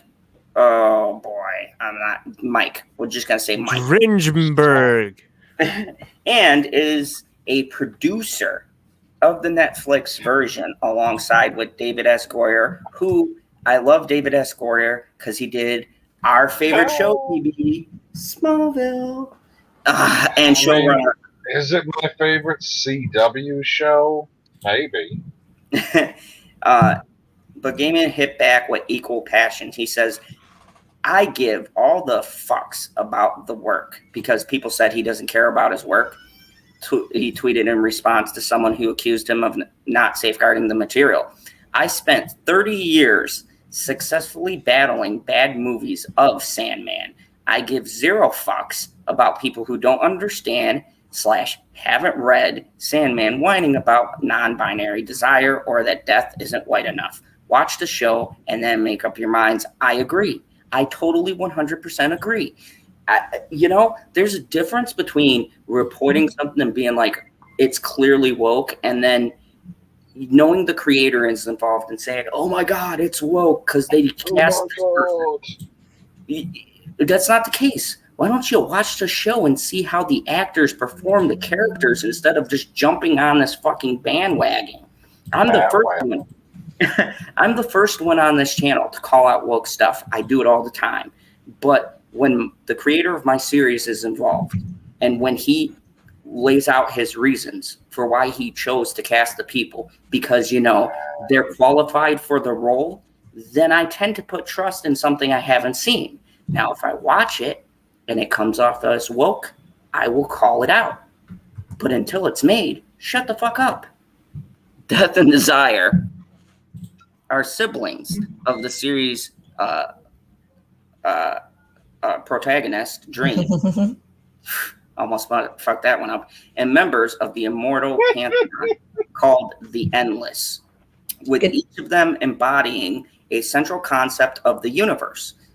Though death is shown as having white skin in the Sandman, it's not white in the sense of death is Caucasian, but rather it's literal white, which is what is said in the book, as if to invoke paleness of color of a ghost. And he says that in a line of the fucking comic, that really? Death doesn't have, he only appears to us as what we can see within the spectrum of our world. So, I mean, it makes sense with the story. If you want to get biblical about it, death is the pale rider on the pale horse. Thank you, Husky. Beautiful. Yes. So saying, oh my God, you casted someone. No, because maybe that's how death is choosing to be perceived in this version. The Sandman universe is expansive, and death actually shows up in the comics as several different people. Comes as a woman, comes as different races. He's just takes the form of whatever is available or what will ease the person into the transition. So good night to Janet C. Have a good night, Janet C. It is also worth noting that the Endless manifest in various ways throughout the Sandman comics because they represent timeless concepts that appear differently to different people as opposed to living beings locked in one body. As one fan pointed out in a post that Gaiman retweeted, death is a manifestation as a young Chinese girl in one story. I read that. While in an earlier issue. What, like a little girl? Yeah, the story was about this father. Like an 8-10-year-old girl? That's what we mean? Yeah. What the fuck?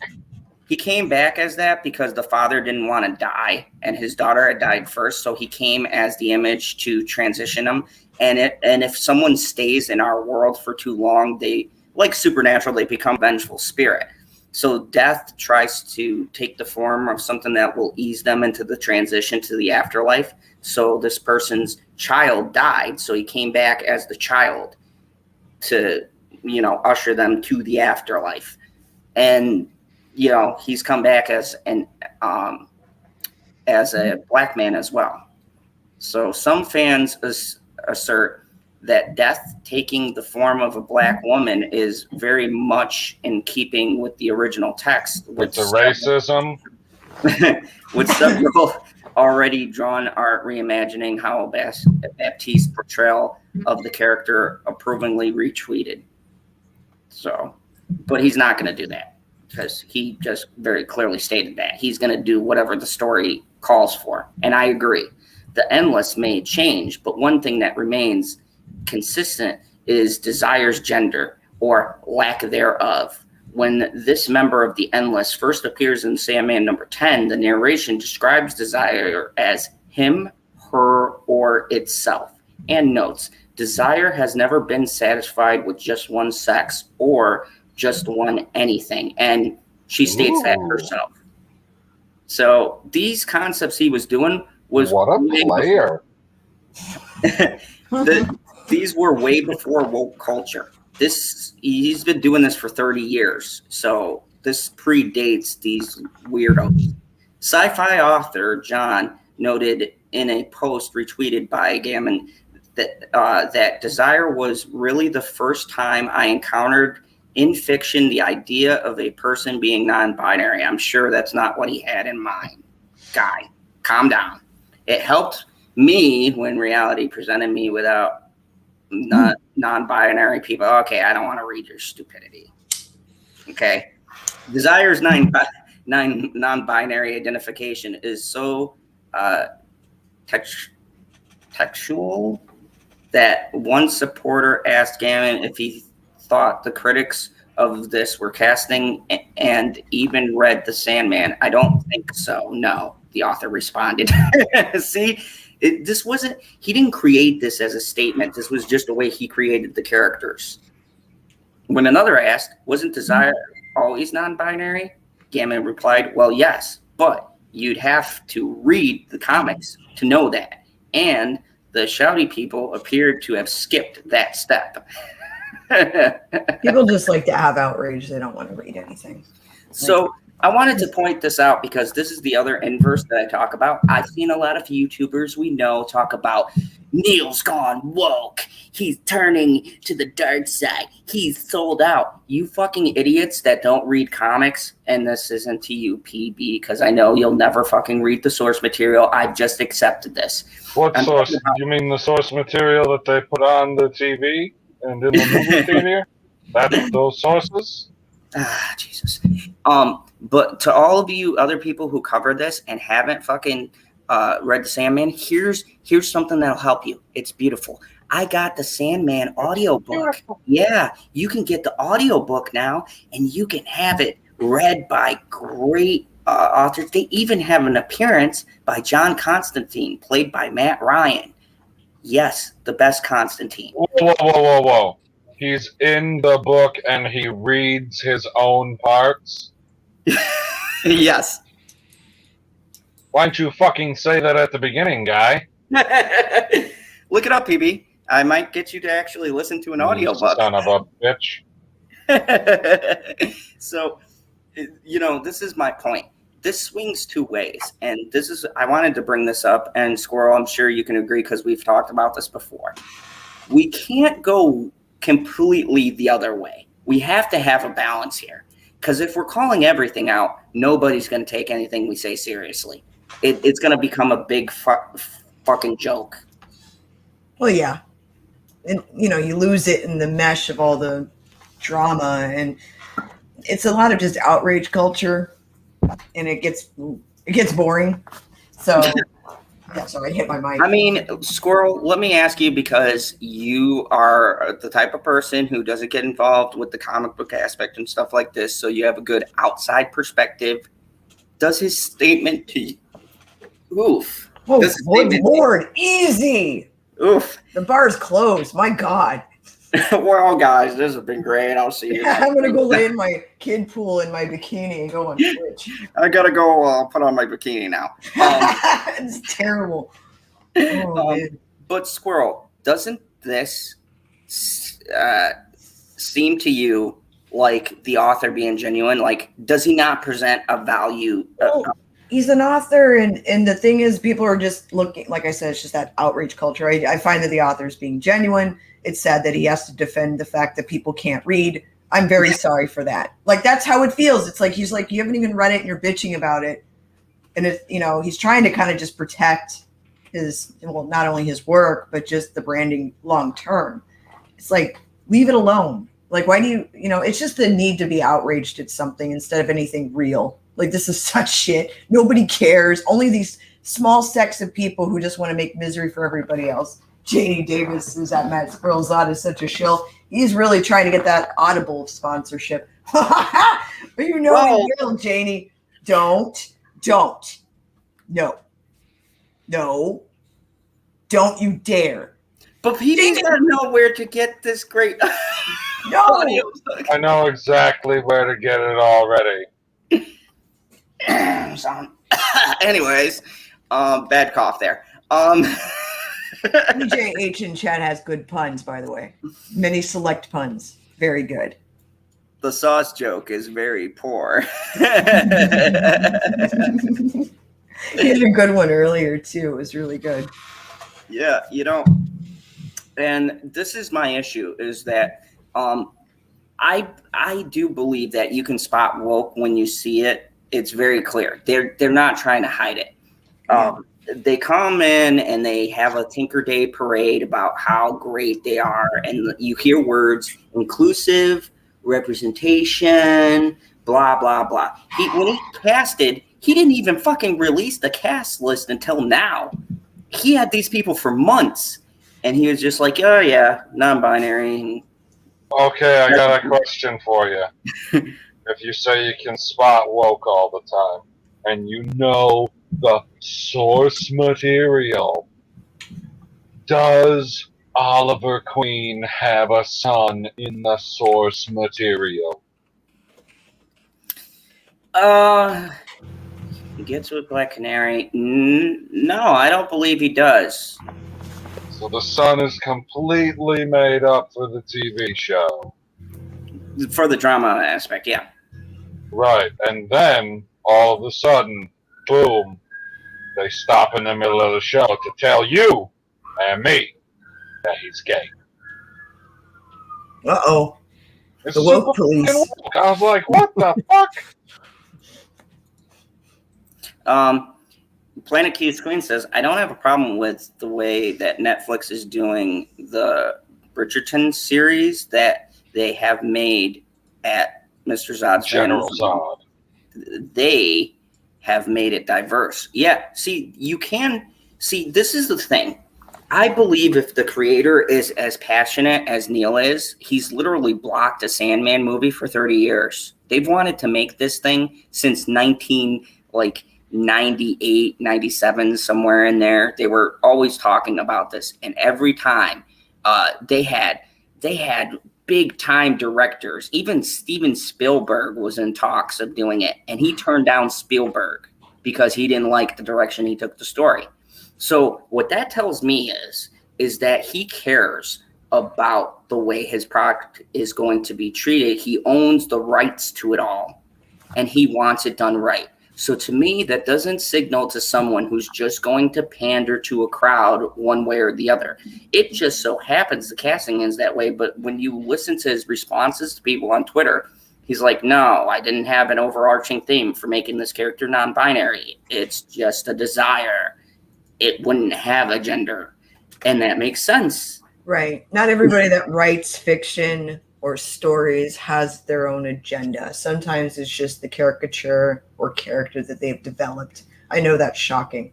It's a shocking epiphany of art, but oh my God, And here's the thing too. There are politics in this book. There are politics of the times. You could see it, but it's not what they're thinking. I mean, there is a few political statements about corporate corruption, about elitism, but that's the time in which he made the story. It's not like he wants to rally a cry and get all of these people together to overthrow the establishment. He's just like, I wrote this story. This was what was going on. It's relevant to what I have to say. Enjoy. And it's sad because, my God, we can't have it one way or the other. If you come out with something that's too woke and if you come out with something that isn't woke, people perceive it as woke. We've got to just step back and be logical. What happened to logic and reason? Like, I won't contend anything except for what happened to logic and reason are trigger words like non-binary and black. I know. You hear those castings now, and it's sad, because it's sad for the black actors and for the women and for the gay representation. It's sad for them. Sad for everybody except for the straight white males. What are you trying to say right now? Fuck the straight white males. You're so racist. It's sad for these people who want to do a good job, and now every time they get casted in something, do you guys notice this? It's an immediate attack on both sides because they made it this way. Hollywood made it this way, and they expect a different result. Like, these people aren't going to be pissed. Well, you created this. You literally fostered people this hatred, and now they're going to use it against every IP because you did it, Hollywood. We just called you out on it. And now it's like, whoa, we're not giving it a chance. Well, you guys are parading them and using them as a fucking token. So yeah, when you're doing tokenism 24/7, it's kind of hard to take you serious when we go, wait, guys, really, this is a passion piece. We're not exploiting anyone here. It's like, I see what you're doing, Hollywood. It's like, no, seriously, we just hired the best people for the job. We're not joking here. That's a good one. You know, it's crazy. Hey, Steven. Hey, Steven. Congratulations, Steven. Your wrench disappeared? Yeah, I don't know. We have disappearing wrenches? Hold on, Steven. I'm looking in. Zod handed out too many wrenches. Or people are lying to you. How dare There could never be too many wrenches, according to a good friend of mine. He apparently wants to give wrenches on my channel. But no, I wanted to bring this up because I don't want it to be said that I just am for one side or the other like other individuals I know. I think it's wrong on both sides. I think bullshit should be called out evenly. If we're going to call out one side, then we should be prepared to be criticized on the other side. And if you're not, then you're missing the whole point of what the message is. It's supposed to be saying that it needs to be equal on both sides.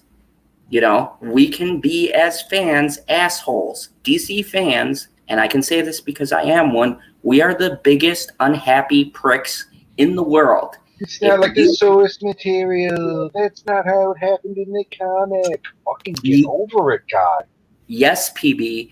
We quote source material. We get mad if you change something about Superman's origins and things like that. We get angry because we're passionate about what we love. So you can't call everything out. We've got to pick our battles and make sure that it fucking fits the criteria and stop. Lemon Vices call out the backside. Exactly. Lemon Pie. He gets it. This guy. You good guy. Now, this article comes to us from the great Mad Squirrel. I read this, and I gotta say, Squirrel, I was pretty pissed off. Uh-oh. Somebody else sent me like the story, but I got this article was a little bit more in depth. Do you want to read this, Squirrel? Because yeah, I don't want to butcher words, and we're on a time constraint. So yeah, we are. No worries.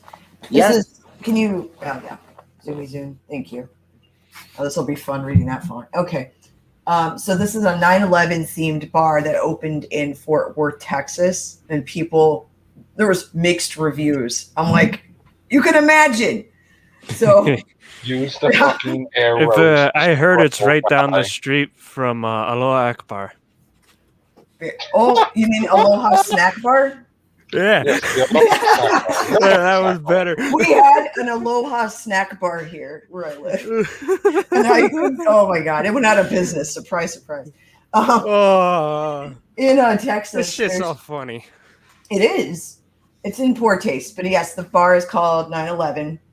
And in Texas, there's just about a bar for every type of person. You may have your local dive bars with live music, your over-the-top downtown city life bars where you're sure to catch a glimpse of Matthew McConaughey, and of course, right? And of course, bars with some of the biggest country dance floors in the state. What we didn't have was a bar themed after one of the most tragic events in U.S. history, 9/11. That is until now. Fucking scumbags. I'm sorry. So, when are we getting our Pearl Harbor bar? I want that one That too. could work. my The Pearl Harbor. Oh God, I'm my getting God. demonetized. Harbor. Okay, Oh my God. Pronounce it properly, guy. It's the Pearl Harbor. Let's There all you go go. down to the kamikaze, everybody. Oh my God. Kamikaze shots for everyone. This is the by Irish the way, car this will bomb be the trick, last right? late night stream you're ever going to see. So enjoy. Fuck, we say that every other week. Oh man. So the article goes on and says, "Is this a joke?" Well, I wish we could be exaggerating, but nope. It's very real and very open. It all started when a guy named Jesse Tyler passed by the bar asking himself, that couldn't be what I think it does, right? It meant exactly that. And Tyler posted the photos of the bar to Twitter, and the viral sensation took off from there. Inside the bar are pictures of the Twin Towers on that fateful morning in September 2001, as smoke can be seen billowing out of the windows, out of the buildings. And the bar's also list of posted times. God bless. Sorry. There we go. I'm like, oh Lord. The bar also has a list of posted times of what happened during those moments. So a sign posted inside the windows reads, "Bar number 9/11. More than a name, more than a date, a state of mind. Never forget ever." Oh my God. Jesus. So here's some of the photos. Well, I'm going to lose it. Um, Continue. For so, those about to drink, we salute you, apparently. so the bar's owner, Brent Johnson, spoke to Texas Monthly about the heat his business was getting on social media. Johnson said he believes that the name isn't in bad taste. He told the magazine that he saw a study on, I guess, September, that 80% of Americans didn't know the anniversary of the event was approaching. "I don't want anyone who comes into my restaurant to forget that day," Johnson said, recalling the way he had felt to watch the events unfold. The way it unfolded as he opened his first Tex-Mex restaurant in 2001. Johnson said that Bar 9/11 opened sometime between 2012 and 2014. Whatever. So the internet isn't happy, Whatever. all that happy or upset. So let's venture back to Twitter, where folks aren't that happy with what Johnson had to say. So many questions. Does this place have a lot of business? Said one Twitter user. Do they realize it's not paying tribute but exploiting that day? People, man. Meanwhile, another Twitter user by the name of Michelle called the bar a, quote, whole other dimension level of tacky. Other users mocked the name, claiming all sorts of conspiracy theories, ones I won't repeat here. "It won't be a bar I'll be visiting, but you can make that decision for yourself." And then this actually is talking about a terrible mattress ad. Okay, so Where they exploited 9/11 also in the mattress ad, and they got pulled from the outcry. So, I mean, yeah, people are, I don't know. I saw this, I was like, oh God, this is on the tacky list. I just want to say to this bar owner, as someone from New York who had family members that went through this tragedy, you are the biggest fucking piece of shit. And to me, Never forget. This comes off as such a big fucking tacky way to capitalize on a tragedy. And I can't say live what I hope happens. If anyone's on my channel, you know where I'm going with this. Put it up. His comment. You have to, I want PB to read it so bad. Which one? Lemon pie. Lemon pie. He just had a question. Lemon pie asks, "Do Saudis get a discount?" The train to hell is going to be really filled up with a lot of cool people, you know? Squirrel, I'm going to get to your thoughts on this, but I just want to keep going because I was holding my Keep going, keep going. This piece of shit, sir, do you realize that people fucking die? Do you realize that it was so tragic that they won't put a building where the fucking rubble is because of what happened. And you have the audacity to claim that you are trivializing it, that you've opened this restaurant. Are the profits going to nonprofit organizations to still help people who haven't recovered or anything like that? Are you donating to charities, to the members and victims and the families who lost someone that day, sir? No. Are any of your fucking money going to help charities or foundations for people who are still fucking suffering from that tragedy? Because guess what? I'm still fucking alive, and so are the people who went through it and lost fucking family members and fathers, mothers. Hell, there were even kids. And you're profiting and making a gimmick out of this. I hope that hell has a very special place within the devil's asshole to put you and this fucking disgrace of a bar straight up there. You are a piece of shit, and I wish nothing but unluck for you. I hope everything goes unlucky for you from this day forward, because you, sir, are the most vile piece of shit I have come across in a very long time, and I talk about Disney. Congratulations, Disney. You're now number 2. This guy's one. You forgot What to if this fucking bar blows up in traffic, Zod? What are you gonna lose your shit? Zod, you forgot to shine it up real nice and turn it sideways before you shoved it up his candy ass. This is score. Go ahead, score. It's just absolutely tacky. It's disrespectful. I get what he's claiming the purpose of it is to, quote, educate, but, like, I'm not going to go to a bar to get plastered to look at a tragedy. Like, that doesn't, it's morbid. It's morbid. It's distasteful. And yeah, are you banking on the outrage and the free publicity? That's pretty much it, which is also kind of disgusting. And a lot of people don't know about it. Why do they claim they don't know about it? Or they, not so much they don't know about it, but they don't acknowledge that anniversary because it was that painful. 80%, the reason why they don't acknowledge the anniversary in the way that you feel they should, okay, is because that's how tragic it hit this country. It changed the face of our privacy. It changed our rights. It took all of these lives. It's changed the way that we travel. It's changed the way that people are prosecuted, and you're banking on the cash. To me, it's just, it's tacky, and it speaks to the level of immaturity. I think there's a million other ways to educate the public by maybe on that anniversary, instead of it being a themed bar, it could be an event on that day in your bar that you pay tribute to those people. Maybe put up a plaque of memoriam instead of burning fucking buildings. Like, that would be the worst. If I were a victim, if I lost, like, I know people had family in the building that did get out, but that day was so horrible where I worked. It was probably the worst day in general. And I worked with people who had family they couldn't get a hold of that worked in the World Trade Centers, and they were hysterical all day long. And when they collapsed, so this motherfucker, to me, it's a reflection on just the opportunistic, narcissistic, childish inability to deal with their own emotions. And in the end, you made a business out of it. So you're pretty much like every other piece of shit oligarch that we got. You're no better than the neocons and the assholes that decide we're going to go in the complete opposite direction and go to war in a country. Okay. You're like no better than George Bush. Okay. In the fucking Iraq war. Okay. I don't care. George Bush. I don't care. That guy, he's Bin Laden's here, and it ends up being about Hussein. Okay. You're no better than that asshole. So you know what? Fuck both of you. You're no better than him.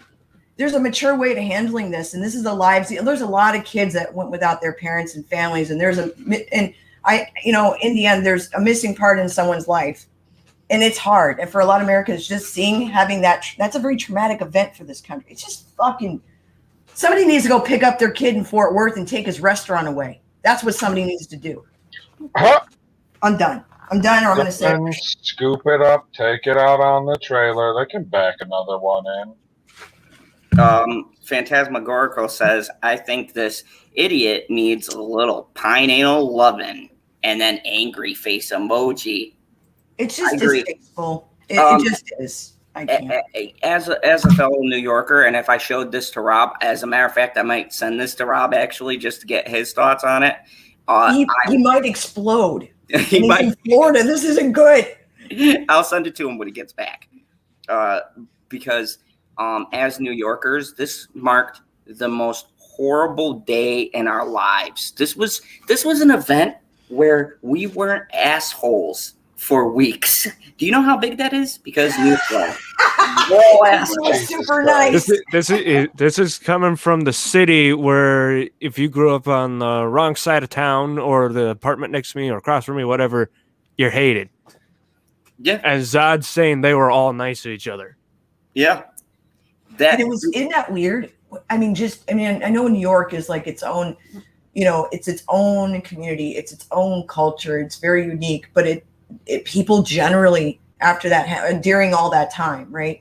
Especially like right after, people were nice. There were people, I was in a store, I remember, and there were people crying in the store, and I'm just trying to grab something quick. I didn't want to, I was afraid. Like, that's how upset I was. I was worried about my safety. I was worried about my son. And I had people asking me if I was okay. And they're like, and I'd ask them, are you doing all right? It was like it was being respectful and empathetic and human. It was very humanitarian. I don't know. The world was very different. It was weird in a good way, though, where we were brought together, but not to go to fucking war, even though that's what happened, Oh, and Gary North, shh, stop giving away my secrets. Okay. I was adopted. I remember watching a thing too where it talked about it was the largest naval evacuation. It was bigger than D-Day. That was the last time anything of that scale with ships and stuff happened in history before that day. Jenny says my boyfriend's band was doing a tour in New York when 9/11 happened, and my boyfriend is from New York. He knew people who died from it. And Jenny, my heartfelt condolences for that, because we're all there. This to me is I'm all about capitalism. Look, you got to make money in this world. That's just the way the world's set up. Sadly, it's a necessary evil to be capitalistic, but there's capitalism, and then there's being a fucking douchebag and being scummy about it and making something just simply for profit, and you don't care about the nuances of whatever it is you're covering. This shows a lack of understanding by this person, and by his comments, there is a clear lack of understanding on his end about how tragic this is and why people would get into a tiff over it, because it's a historical event that was tragic, you dumbass. It's literally in history books now. Okay. Mm-hmm. It's an historical event that people who are still around and remember it take issue to someone trying to exploit it. You know what it would be like? And this is going to be a hot take, but bear with me. It would be like someone making a bar called the Holocaust. How many people would be fucking up in arms about that? Anybody want to go that far? I'm just saying that would be the equivalent of it. There's some things that are never cool to talk about. And look, we joke about certain things and stuff like that, but we don't try to fucking market it, Good night, Tobacco. This is triggering her a little emotionally, because it was like that. It was very, Good night, Becca. So sorry it happened to Jenny Godden's boyfriend, and just knowing people or losing people, I knew people who were injured that were first responders and things like that. But to live there was like, it was really severe. I went less than a year after 9/11. I was in New York, and I got to go see Ground Zero, and I was just, it was probably the worst thing I've ever experienced. And Macy R in a chat said it's 1950s kids wearing, bombardier clothes and thinking they're cool to sport the World War I and World War II clothes. So let them be. They're learning history in the best way out of school. There are better ways of capitalization, however. And I think the problem is that if people want to see, it's kind of like, how many Holocaust museums do you need to go see? Would you like to go have a restaurant with a Holocaust museum in it? That's how I look at absolutely it. not. It's the same lack of taste.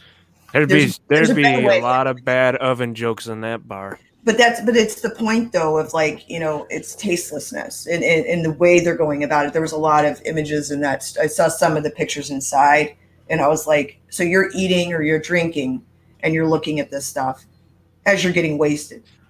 That's, you know, that's morbid. It's just distasteful. There's a way of handling death and dying, and that's not the way to do it. In tragic events like that, there's a place, a time and a place and a proper environment for it. There's also a different, if you want to do something historical with like a bar or something, there is a way to do it a proper way, but you don't do it off a tragedy. Oh. Speaking of which, there's like this place near me. It's called Forgotten Star. Mm. It's in the remains of an old naval. The company still exists. They've moved out from that area and stuff and other areas, but back in World War II, they got about 7 stars from the Navy, and these stars were seals of approval from the Navy saying this is good, this is high quality, and they got that, and they made guns and cannons. Right now, it is currently a brewery, just that little spot, and the campus used to be the whole area around it, and it's right next to the railroad tracks. But that main building and those stacks are a historical landmark, so they got that for it's very cool, and they have pictures on the inside. See, that's positive to me. Like, you know what I mean? Like it's coming out of, you know, it's like that whole Phoenix idea, but it's bringing education to the public in the right manner of remembering people in the proper ways, you know? And I think it's just, you know, like like that's tasteful. It's just when the people start getting into this weird morbid shit, it's like, you know, I heard there was I don't remember where this was. It was a long time ago I heard about this, and I don't know if it's still around, but it was a serial killer themed bar. And I was like, what the fuck? I don't think it's around. Well, it's no different than what they used to. If you think about it, like back in the days, because I've watched a lot of the old shows, right? And they had those wax museums of serial killers. And back then it was considered, woo, we get to see in the mind, but now when you think about it, it's kind of sick that you're putting on display these crime scenes with actual victims and the way they pose them and stuff. There's things it's disrespectful, and like this to me isn't a thing to be faked outrage about. I'll tell you the truth, Squirrel. I'll tell you right now. If I saw this person in real life, I'd punch them in their fucking face. I wonder how much this guy's gotten, like, as far as that kind of stuff. Oh, I would punch the shit out of him because disclaimer. Disclaimer.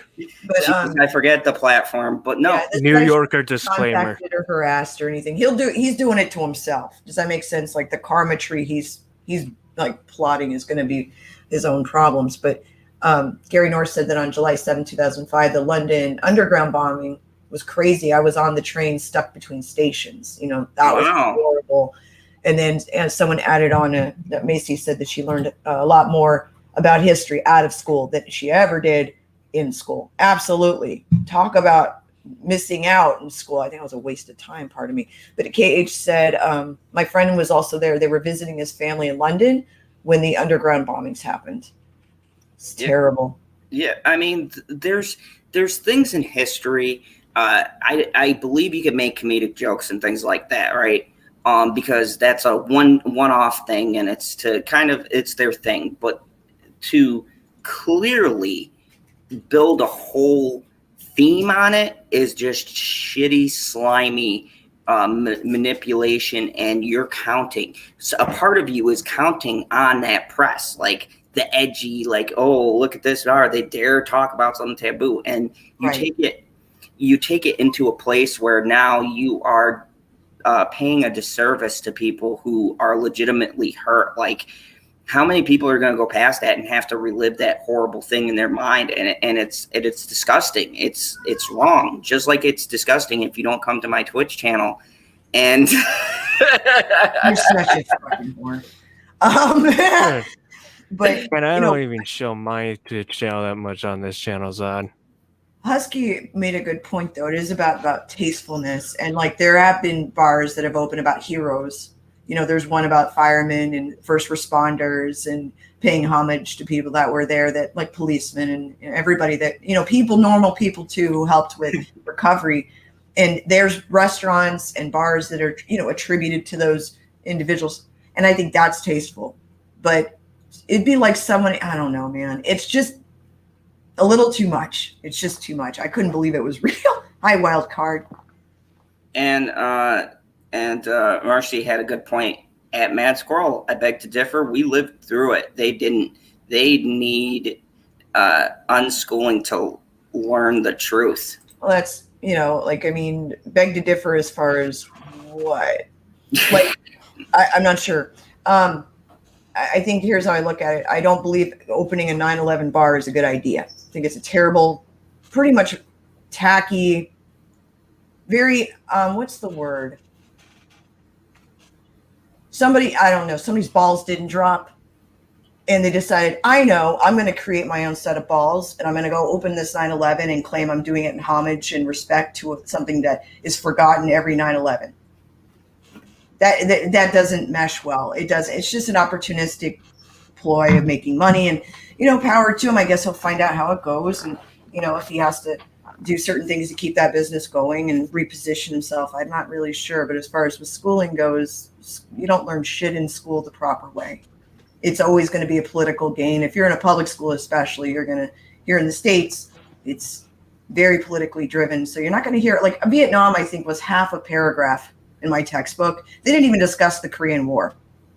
So it's like we pop around in history according to the political means. And God, they're willing to teach certain things now, like, whether that's critical race theory versus let's actually teach about our wars and where the United States was wrong going into certain countries and the actual motives for doing so, and teaching it properly. But they're never going to do that, because in order to get people in a certain state of mind, in order to work in the United States or to be a loyalist, you have to keep things a certain cleanliness. Every society does that, though. It's propaganda. Education is where you start. But you want to know what meshes well, Squirrel? Yeah. And what really works? Our last article of the night, which happens to be about John Wick 4. Yay. Oh, John Wick. Baby, you get guys, the fuck out of here. You get the fuck out of here. No. So I had to announce this because I am so excited. If you guys don't know, I am a huge Donnie Yen fan. He loves the Wick. And John Wick fan. And Donnie Yen, on counsel by Mr. Keanu Jesus Christ Reeves himself, joins the cast for John Wick 4. I'm going to let you guys know right now, I am going to be shamelessly promoting the shit out of this movie and completely biased. So I'm going to have a terrible opinion on this film, but I can be man enough to admit it, because, my God, there he is right there. Donnie Yen, Keanu Reeves, head to head. Dreams come true today, guys. Dreams come true. This is about as great as any event that has transpired in my life. I'd like to thank everyone who's helped me get to this point where I've lived to see this day. I don't know what to say. So, Pineal. Donnie Yen has been set by director Chad Stahelski to star with Keanu Reeves in John Wick 4 for Lionsgate. Yen will play an old friend of Reeves, super assassin John Wick, who shares his history and many of the same enemies, which means a Donnie Yen Reeves team up. One of the most successful actor filmmakers from the East, Yen. Yes, that is another man who's like the Asian Keanu Reeves. Is known for his unique style of contemporary screen combat. His popularity extends worldwide from roles in features as Triple X. Okay, we're trying to forget that franchise exists. Rogue One, which was pretty good. Also, Ip Man, which they failed to mention, and Kung Fu Assassin, and Tiger Claw, and these guys. The project begins production this summer, shooting on location in France, Germany, and Japan. Yen's casting follows Lionsgate setting Japanese British pop star Rihanna. I'm not going to even attempt to say that last name for a lead role. We are very lucky to have Donnie Yen join the franchise. Yes, you are, Stelinski. I am looking forward to working with him on this exciting new role. I'm not going to say that. Donnie Yen will bring a vibrant, powerful energy to the franchise. We determined to bring him on board to John Wick 4 and are thrilled for the opportunity to have a major talent to collaborate with Keanu. I am so fucking excited. Donnie, okay. If you guys don't know, I was an assistant martial arts instructor, and one of my movies that I watched after, of course, Bruce Lee and Jackie Chan, I followed the career of Jet Li, and then all of a sudden, a good friend of mine said, "Have you ever seen Ip Man?" It's based on an instructor of the person who, instructed Bruce Lee. And I said, "No, what is this magical movie?" And that's when I first saw Donnie Yen and his amazing performance. And I watch Ip Man every single day before I went to the dojo to get inspired, because I could have trained in the next Bruce Lee. I mean,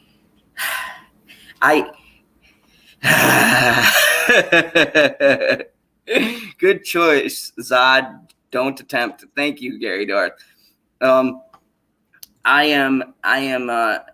super excited about this casting. I think he's a real life talented martial artist. I think that it was great to have these people who actually are in the world of martial arts, and it streamlines it. Keanu Reeves works very hard. He studied various martial arts and combat for these movies. He trains for these movies. And I think this is going to be awesome to watch them both together. So, What are you reading? I was reading it, just the chat. PB. Well, why don't you laughed about it? Why don't you read the comment you laughed about? I lost my place. Anyways, Oh my PB. God, he doesn't know where it is. He doesn't even know why he's laughing. It's fucking. How did you get drunk on Monster? Too much caffeine. What fucking alcohol you put in your Monster, you fucking maniac? Now, PB, I know that you have only seen anything related to Star Wars, but what did you think of him as a blind Force user? Dude, I love Chirrut. Freaking great. He's one of the best characters in that entire movie. So, do you think that this is a good the Force? The Force is with me.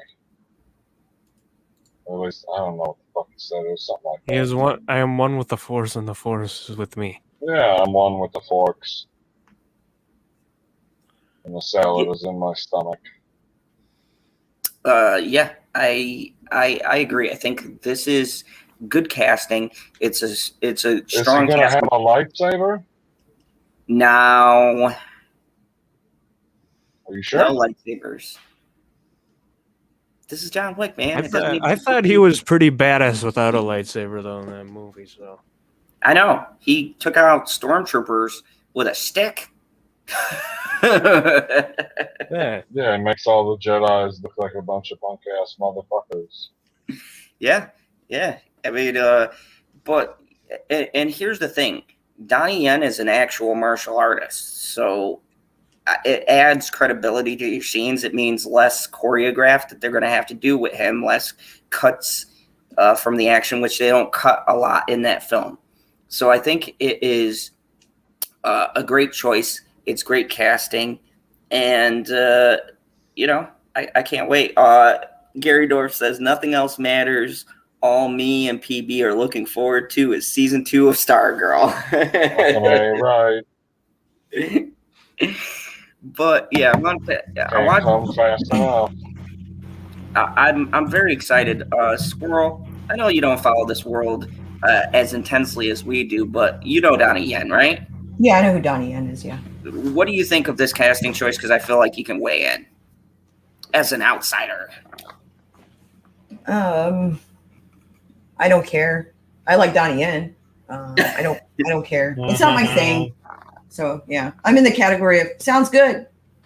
Hey,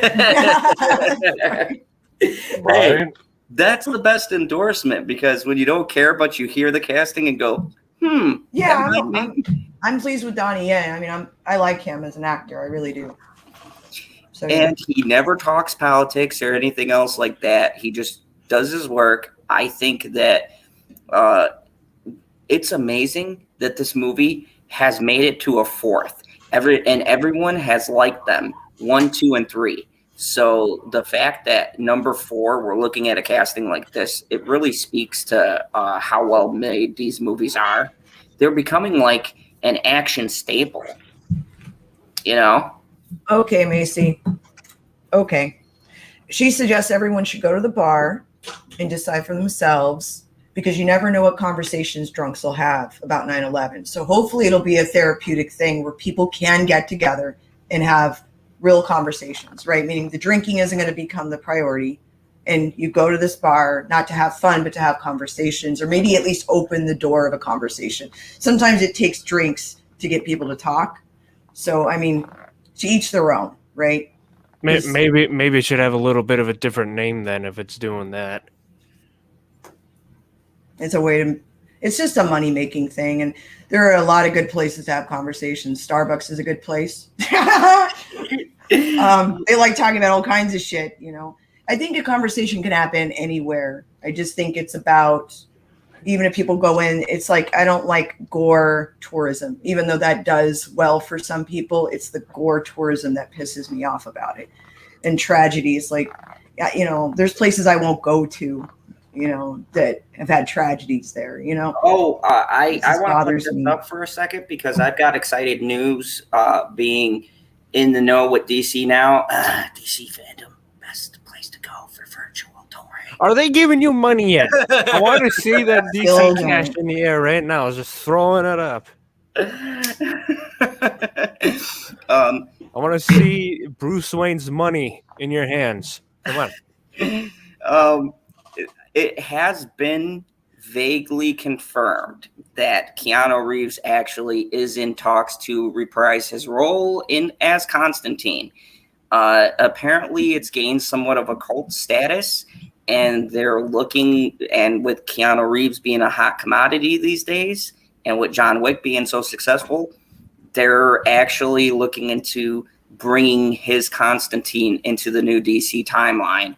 So we might see John appear in a movie with Wonder Woman in them. They're being very hush-hush, but if I had to guess, they're probably going to have him appear and people are going to lose their shit because they need something. And Marvel, to be honest, is not bringing out anything too great. I saw that shit show of the Eternals trailer, and I'm going to do a reaction on that. The only good-looking one is the fucking third Guardians movie.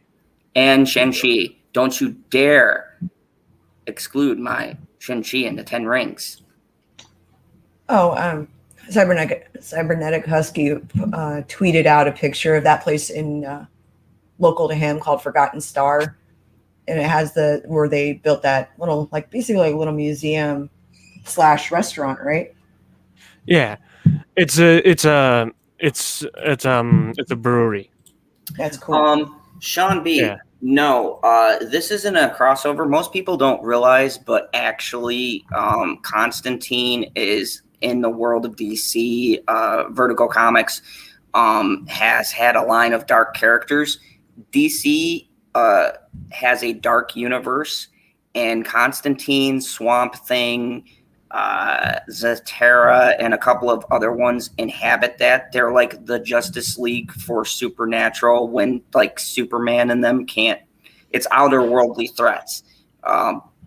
So he's always been a part of the world.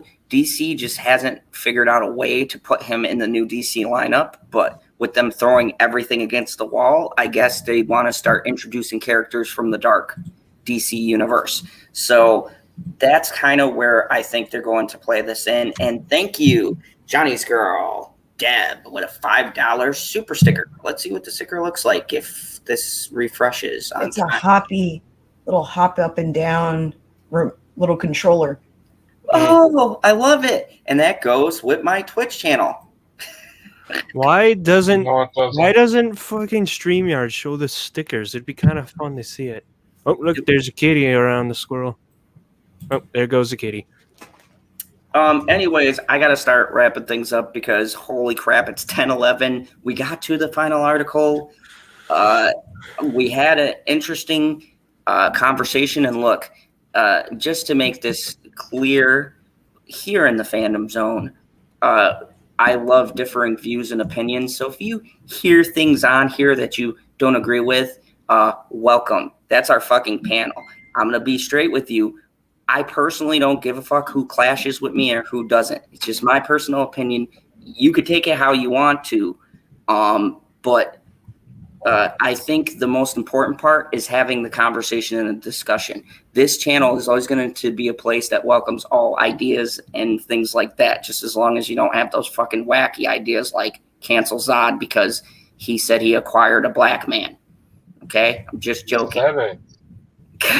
Actually, I really did say it. But, I mean, so, I'm building a channel where everyone could talk and conversate. So when things get a little bit heated, don't take it personally.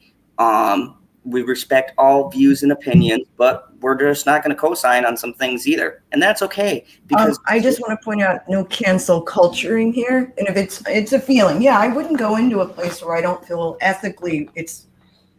I'm not going to go support any cause that I feel is dancing on the graves to attract tourism. I'm not one of those people. Some people don't care. They'll go do that, and that's okay. That's their decision.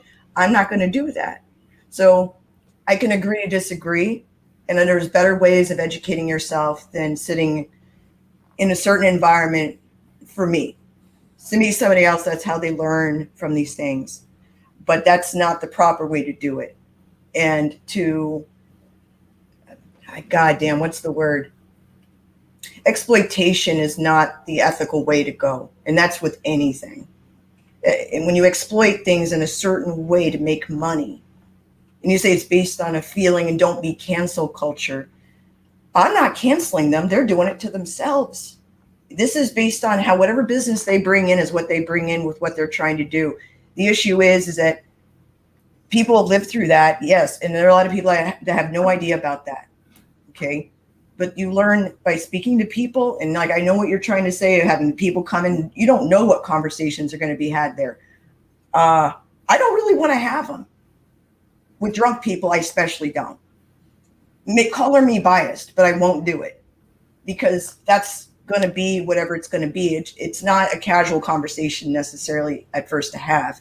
It's a conversation that's actually quite serious. It's something, if I were somebody, let's say I lost someone in that tragedy, that a direct, not a friend, but let's say a family member, I would have a very hard time walking in there. And would I want to talk about it? No, because my loved one's tragedy was already taken through a war. I mean, my loved one's memory has already been put through it enough bullshit where now it's like your family's still trying to pull things together. It's a very, very sensitive subject in our culture. And like how Vietnam is for some vets, there's a process of how they have these discussions and there's the right environments for it that are suitable for it. I'd like to know more about his personal background.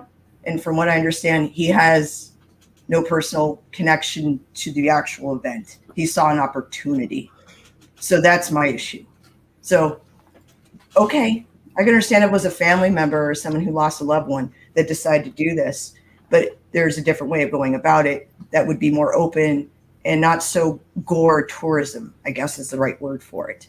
And I don't like gory tourism. It's like serial killer cafes and things like that. If you lost one of your loved ones to a serial killer and you go and they're making money off of these serial killers in a bar, it's like, how does that make, how does that feel? It feels wrong. And it also just feels gross. And I think when you look at 9/11, it's one of those things that affected people so deeply and struck so much fear into people and that got us into a fear mode. But it's not something you exploit, for the pure sake of just, you know what I'm saying? Like, it's like, I don't know, showboating. So cancel culture is a little different. It's just a feeling. You don't know the conversations. Yeah, I guess I wouldn't want to know conversations in a bar about 9/11 surrounded by shit with 9/11 all over it. I just don't like that. I think that's distasteful. It's very distasteful. And if you feel the difference, that's fine. Go to the bar, check it out, take some photos, talk to some people and have some conversations. Maybe it's different, but I sure as hell wouldn't go spend the money there. I'm not going to endorse that shit. They can endorse themselves. They're already doing it. They're making their money. And I totally 100% agree with that sentiment. And this is the thing about the channel. See, we could all talk about this, and cancel culture would be different because we would be like, cancel them. And yeah, I did say some off-colored things. It offends me as someone who actually had people in that situation and the way I perceive this. But at the same token, in all seriousness, I don't endorse canceling people too, because it goes against what I believe as far as we go, where everything has to be canceled because someone's feelings are hurt. But there is still exploitation, and that shit is not good as well either. If we're going to be fair, we got to be fair across the board. And my whole feeling is you have to take things as they're being presented. And just by the way this person chose to conduct themselves in an interview, I'm presented with the information in a certain way that they presented it. And so now I'm drawing my conclusions. See, it's about reading the context of what's being said, analyzing it, and then being pissed off about it. That's our issue. Cancel culture doesn't think that way. Cancel cultures. That's more cutthroat. Cancel culture is a hive mind. That's what it is. It's hive minds are dangerous. It's buzzwords. Like I'm not going to do a video, and I'm not going to, say do horror. No, I encourage people. If you want to go check it out. It's in Fort Worth. You can easily Google it and find the place and go check it out. Go see for yourself if you want to see that. But it's just not, there's a proper place and time for everything. And I think the biggest thing is, like, I remember there was some scandal, and this was a while ago, because they had, there was Iraqi soldiers that were being, they had a restaurant, they had some soldiers, like, R8, rest in peace. And it was all the soldiers that, that the first wave of the Iraq war. And there was controversy because several of them had, oh God, it was something about torture. I can't remember all the details, and all the scandal came pouring out, and it was like, oh my God, like, that's when you hear craziness. That's when it gets like, oh, well, allegedly they were involved in doing torture groups and blah, blah, blah. And it was like, whoa, we don't have proof of that. It was like that kind of stuff gets more complicated because you don't know, like, we don't have proof of that. And it was just this, anger. A lot of it was towards Bush. In the end, it was towards him, not so much these soldiers, but also what they were doing and not, what was being done and versus what was being said, that kind of stuff. And I think there was just so much emotion around that particular thing. It just got ugly. And it was just bizarre. Like, a lot of the stuff that was happening post 9/11, our culture has never been the same. No, it literally changed us as a society. So in close, I want to say, guys, this is always a place to talk and chat, and I appreciate the comments tonight. Seriously, I appreciate the conversation. This is a touchy topic, and I knew bringing it up, we would have tons of people back and forth. But the conversation needs to be had because this is the appropriate manner to do it. Everybody has their opinion. Everybody has their say, and no one gets singled out for their opinion. We might not agree with it, but that's the difference between cancel culture and what I'm trying to do here. We talk because that's what's missing, isn't it? Everybody's either going gun-ho with everything's woke, cancel everyone, and then you got, oh, you don't have representation, you're canceled. We need to come back to the middle ground where people used to fucking just talk, like hash it out.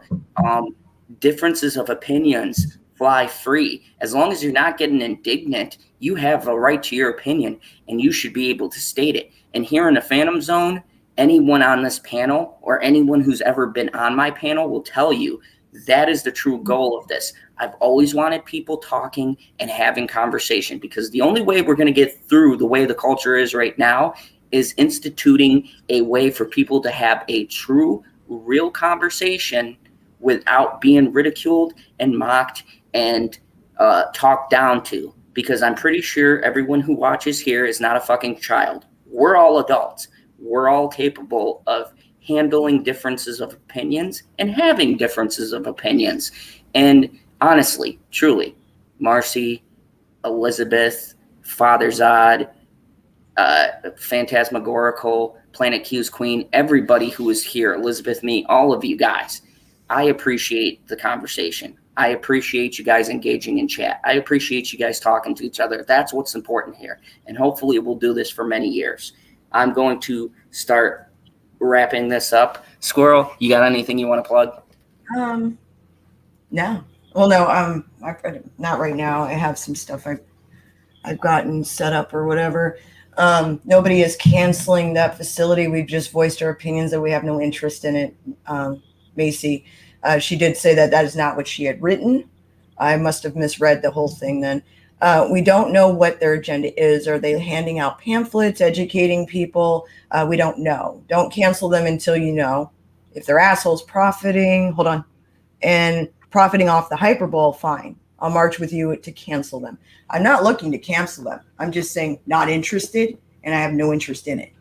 And I'm voicing my opinion on that. If that's considered canceling, that's not it. You know what I mean?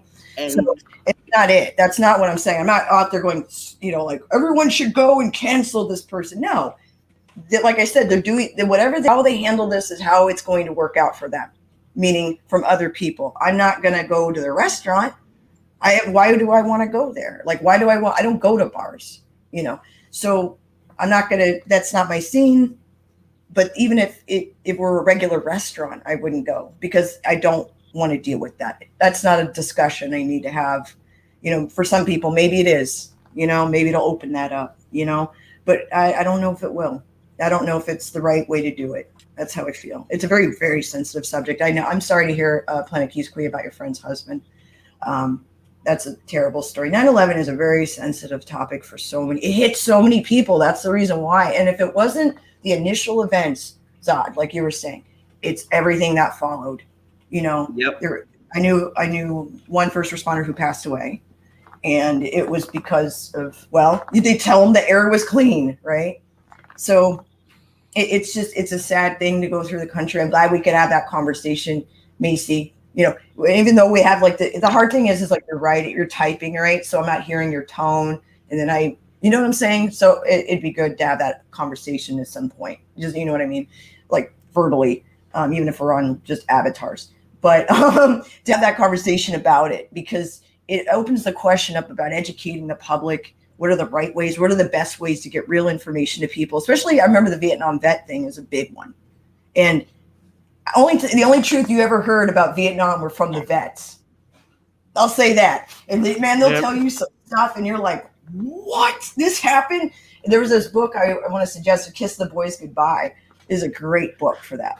But there's so many veterans that are still out there, that have all these great stories and sad stories, tragic stories. But anyway, it's about communicating and having those conversations about, we're not canceling somebody by saying, fuck this shit. I want nothing to do with it personally. But if somebody else here wants to go and check it out of curiosity, go ahead, it's not my bag, But anyway, that's it. I'll shut up now. But no, I think that it's great. And Marcy followed that up with she's still sticking here because of how we run this. And I appreciate it because Marcy and everyone out there, I think you guys have been coming here long enough to know that's the kind of environment that I like. I think it makes the chat better. And I think it's informative to people because people don't feel like they have to go into a chat and tiptoe about what they say. If you have a difference of opinion, you should voice it, because I am against the cancel culture. I think it's ridiculous, and I think it's for the reasons we stated. There's no open dialogue anymore. Nobody wants to talk. They want to scream and shout and have a fucking safe space, which isn't safe unless you have the right fucking political view. Then it's safe as hell. No, we don't want to create safe spaces. We want to create conversations, and there's a big difference, because newsflash media, a fucking conversation can happen everywhere. I can go to Starbucks and have a fucking conversation. I miss those days, and that's what I want to bring back here. And I appreciate all you guys who want to make it happen. That's why I want to grow this community. That's why I want to expand. I want more people to join the conversation and realize that we can have a fun and enjoyable atmosphere with, guess what? Difference of opinions. Oh, no. What? Difference of opinion? People don't agree? Holy shit. It must be revolutionary. You know? Mm-hmm. It's sad, and I think it starts with having great people, great dialogue, and I appreciate each and every one of you for it. So Squirrel, I know you're just hanging out in this tree over here.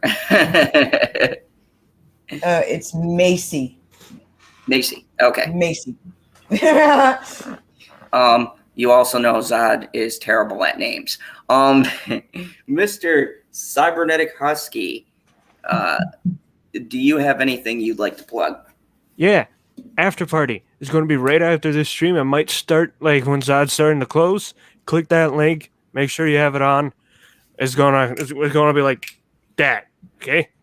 I want to just get started, and then everything's gonna go. So get ready. Get fucking ready. That was a great Husky. I think that was one of the best plugs you've ever done on this channel.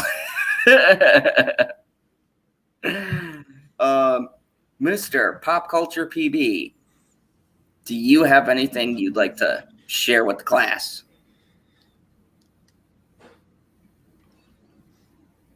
Man down. My God, PB. Zod put him to sleep. Again.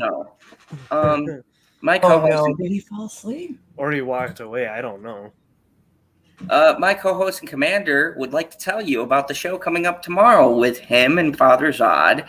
It'll be at the same time, 8 p.m. CST Central Time, and be there. Also, he has a great after party at about 10:05. He was very fucking specific about that. So you can go over there, where hopefully he will still be awake to launch the stream, and then stay awake during the stream. We don't know. It's a mixed bag, but it'll be fun because he normally has Hen on there, and he has our favorite cat on there. And so go check it out. And also on my channel, a lot of big changes. I'm going to actually start scheduling some Twitch stuff, but I have this feature called IRL. I just found out from the kids. It's called In Real Life. I'm trendy. But I'm going to start doing some IRL things with cooking, movie reviews. Maybe you'll see some stuff of me and Bitchy out and about. Who knows? Maybe. Zod vlogs. This is the Zod vlogs. Yeah, so Bitchy was yelling something. I'm pretty sure that's a no. I don't know. I think it's a no. It sounds like it faintly. Hi, Keely Chow. Hey, Kelly. Sorry we're wrapping things up. It's an early night. But anyways, thank you, everybody, for watching. I've got to get ready to go to work, and I'm not even changed. So all y'all have a great night. Remember the only rule here in the fandom zone, Neil. Join the after party. Yeah, after party. Fuck it. That's best as anything. Bye.